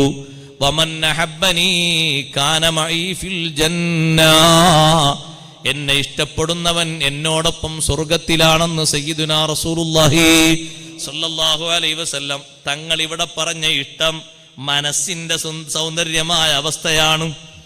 ആരെ നമ്മൾ മുന്നിൽ കണ്ടാലും അനുകൂലമുള്ള ആളാണെങ്കിലും പ്രതികൂലമുള്ള ആളാണെങ്കിലും നമ്മുടെ മനസ്സിൽ അവരെ പറ്റി നല്ല ചിന്തയുണ്ടാകണം. വൃത്തികേടായ വിഷയങ്ങളാകരുത് നമ്മുടെ മനസ്സിൽ വരേണ്ടത്. കുശുമ്പും കുറുമ്പും ആകരുത് നമ്മുടെ മനസ്സിൽ. നിങ്ങൾ നോക്ക്, ചില ആളുകളെ കാണുമ്പോൾ മനുഷ്യന്മാർക്ക് തന്നെ പേടിയാണ്. മനുഷ്യനെ കാണുമ്പോൾ മനുഷ്യന്മാർക്ക് തന്നെ പേടി. ഇയാൾ എന്തെങ്കിലും ചെയ്തേക്കുമോ? ഒന്നും ചെയ്യൂല. അയാളെ മുഖസ്ഥിതിയും അയാളെ മനസ്സും കണ്ടിട്ട് എങ്ങനെയാണ്? ഏത് മനുഷ്യനെ കണ്ടാലും നല്ലൊരു പെരുമാറ്റം. അയാൾ നമ്മുടെ മതക്കാരനാണെങ്കിലും അല്ലെങ്കിലും അനുകൂലമായ അവസ്ഥയിലാണെങ്കിലും അല്ലെങ്കിലും നബി സല്ലല്ലാഹു അലൈഹി വസല്ലം പഠിപ്പിച്ച സുന്ദരമായൊരു ശൈലിയാണത്. ഒരു യഹൂദി വന്നില്ലേ അള്ളാഹുവിന്റെ റസൂലിന്റെ വീട്ടില്, നബി തങ്ങൾക്ക് കടം കൊടുത്ത യഹൂദിയാണ്. തങ്ങൾ ആ യഹൂദിയിൽ നിന്ന് കടം വാങ്ങിയിട്ടുണ്ട്. തെറ്റുണ്ടോ? അതിന് തെറ്റൊന്നുമില്ല. മറ്റുള്ളവരൊന്നും വാങ്ങാം കടം, മുസ്ലിങ്ങളിൽ നിന്നേ വാങ്ങാവുന്നൊന്നുമില്ല. കടം വാങ്ങണം, ടൈം ആകുമ്പോൾ കൊടുക്കും വേണം. ഒരു ഭാഗം മാത്രമാകരുത് എന്ന് മാത്രം. യഹൂദിയിൽ നിന്ന് കടം വാങ്ങിയത് അവധിക്കാണ്. 6 മാസം അതിന് അവധി പറഞ്ഞിട്ടുണ്ട്. പക്ഷേ 1 മാസം കഴിഞ്ഞപ്പോഴേക്ക് യഹൂദി വന്നു, എൻ്റെ കടം വേണം, വാങ്ങിയ കടം എനിക്ക് വേണം. യഹൂദി വന്നത് എപ്പോഴാണ്? അസുറിന്റെ നേരത്താണ്. വീട്ടിൽ വന്നിട്ട് പറഞ്ഞു, എനിക്ക് എന്നിൽ നിന്ന് വാങ്ങിയ കടം വേണം. നബി സല്ലല്ലാഹു അലൈഹി വസല്ലം പറഞ്ഞു, ഞാൻ അവധിക്കാണല്ലോ വാങ്ങിയത്, എൻ്റെ കയ്യിൽ നിങ്ങൾക്ക് തരാൻ ഒരു ദിർഹമും ഒരു ദീനാറും ഇല്ല. 6 മാസത്തെ അവധിയല്ലേ പറഞ്ഞത്. യഹൂദി പറഞ്ഞു, എനിക്കതൊന്നും കേൾക്കണ്ട, എനിക്കിപ്പം കിട്ടണം. നബി സല്ലല്ലാഹു അലൈഹി വസല്ലം നിങ്ങൾ പറഞ്ഞു, ഇപ്പം എൻ്റെ കയ്യിൽ തരാനൊന്നുമില്ല, ഇനി എൻ്റെ കയ്യിൽ കാശ് വരുമ്പോൾ ഞാൻ നിങ്ങൾക്ക് തരും. യഹൂദി പറഞ്ഞു, കിട്ടിയിട്ടേ ഞാൻ ഇവിടുന്ന് പോകുള്ളൂ. നമ്മളാണെങ്കിൽ എന്തായിരിക്കും പ്രതികരണം പറയാം? തങ്ങൾ പറഞ്ഞു, നിങ്ങളിവിടെ താമസിച്ചോളൂ, എനിക്കുള്ള ഭക്ഷണം നിങ്ങൾക്കുമുണ്ട്, ഞാൻ കിടക്കുന്നത് പോലൊരു പായ നിങ്ങൾക്കും തരും, ഞാൻ വിരിക്കുന്നൊരു വിരിപ്പ് നിങ്ങൾക്കും തരും, ഞാൻ പുതക്കുന്നൊരു പുതപ്പ് നിങ്ങൾക്കും തരും, എനിക്കുള്ളതൊക്കെ നിങ്ങൾക്കും ഉണ്ട്. നമ്മൾ ശരിക്കും ശ്രദ്ധിക്കണം, മനസ്സിലാക്കണം. നബി സല്ലല്ലാഹു അലൈഹി വസല്ലം തങ്ങളെ കാണാൻ വേണ്ടി അന്ന് മഗ്രിബിന് പള്ളിയിൽ കുറച്ചാളുകൾ വന്നു. മഗ്രിബ് നിസ്കാരം കഴിഞ്ഞിട്ട് തങ്ങളെ ഒന്ന് കാണാൻ വേണ്ടിയാണ് അവർ കാത്തിരുന്നത്. പക്ഷേ നിസ്കാരം കഴിഞ്ഞ ഉടനെ നബി സല്ലല്ലാഹു അലൈഹി വസല്ലം മുഖം കൊടുക്കാതെ പെട്ടെന്ന് റൂമിലേക്ക് കയറി. അപ്പൊ അവർ വിചാരിച്ചു ഇശായിന്റെ ശേഷം കാണാമെന്ന്. ഇശാ നിസ്കാരം കഴിഞ്ഞും ദിക്റും ദുആവും കഴിഞ്ഞ് പെട്ടെന്ന് റൂമിലേക്ക് കയറി. തങ്ങൾ മുഖം കൊടുക്കുന്നില്ലല്ലോ, എന്താ ഇപ്പം നിന്നൊരു തിരക്ക്? മഗ്രിബിനും ആർക്കും മുഖം കൊടുത്തില്ല. ഈ വന്ന ആൾക്കാർ കുറേ നേരം കാത്തു നിന്നു. ഇശായിനും ഇവർക്ക് മുഖം കൊടുത്തില്ല. തങ്ങൾ വേഗം കയറി.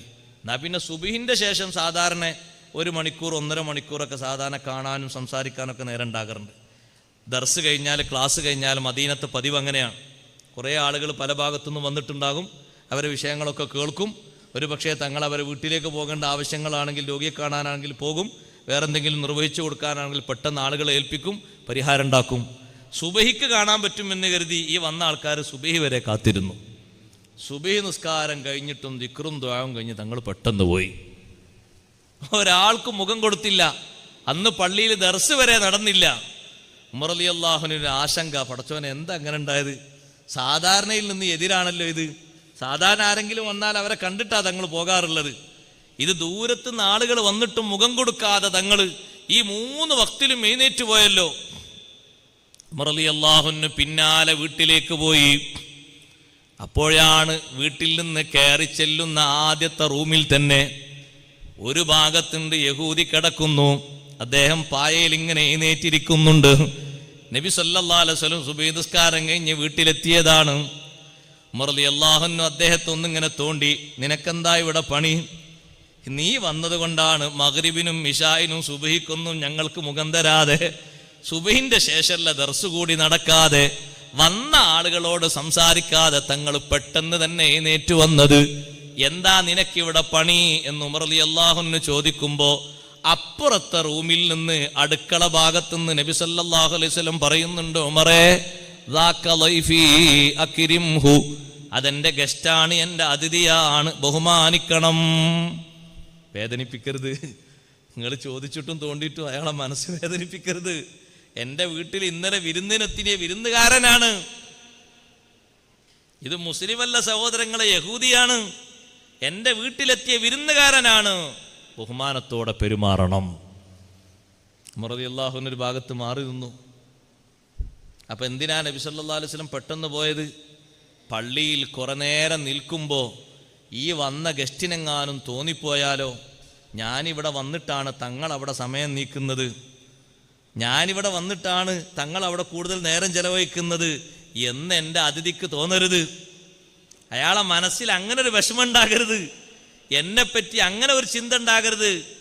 എന്നെ പറ്റിയിട്ട് ഞാനിവിടെ വന്ന് ഇവിടെ നിന്നത് കൊണ്ടാണ് കൂടുതൽ നേരം പള്ളിയിൽ അങ്ങനെ നേരം കളയുന്നത് എന്ന ചിന്തയുണ്ടാകരുത് എന്ന് കരുതിയിട്ട് നബി സല്ലല്ലാഹു അലൈഹി വസല്ലം ആ അതിഥിയോട് കാണിച്ച ബഹുമാനം.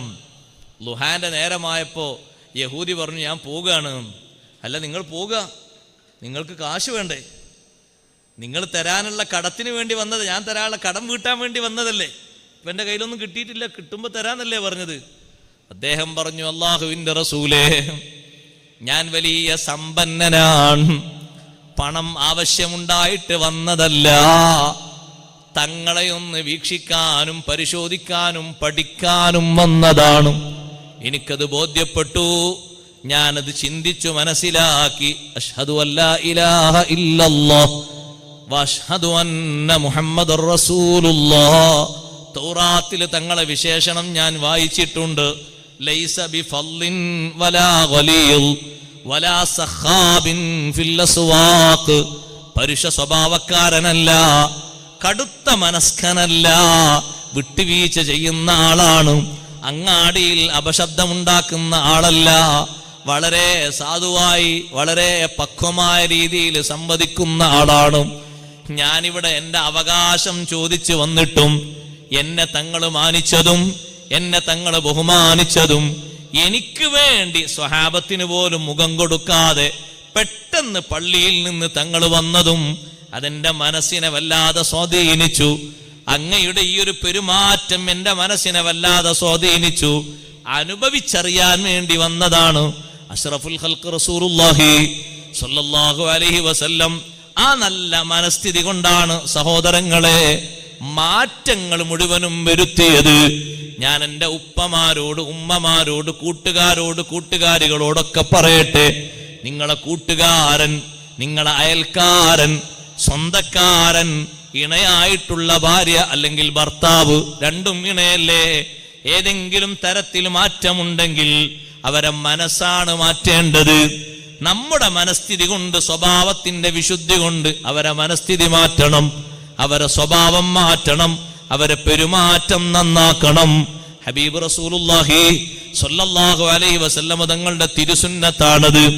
അനസ് റളിയല്ലാഹുവിനോട് പഠിപ്പിച്ച സുന്നത്തും അതാണ്. ആ ശൈലിയിലാണ് നമ്മൾ നബി സല്ലല്ലാഹു അലൈഹി വസല്ലം തങ്ങളെ സ്വന്തത്തിലും കുടുംബത്തിലും പകർത്തി ജീവിക്കേണ്ടത്. അള്ളാഹു നമുക്കതിന് തൗഫീഖ് നൽകുമാറാകട്ടെ.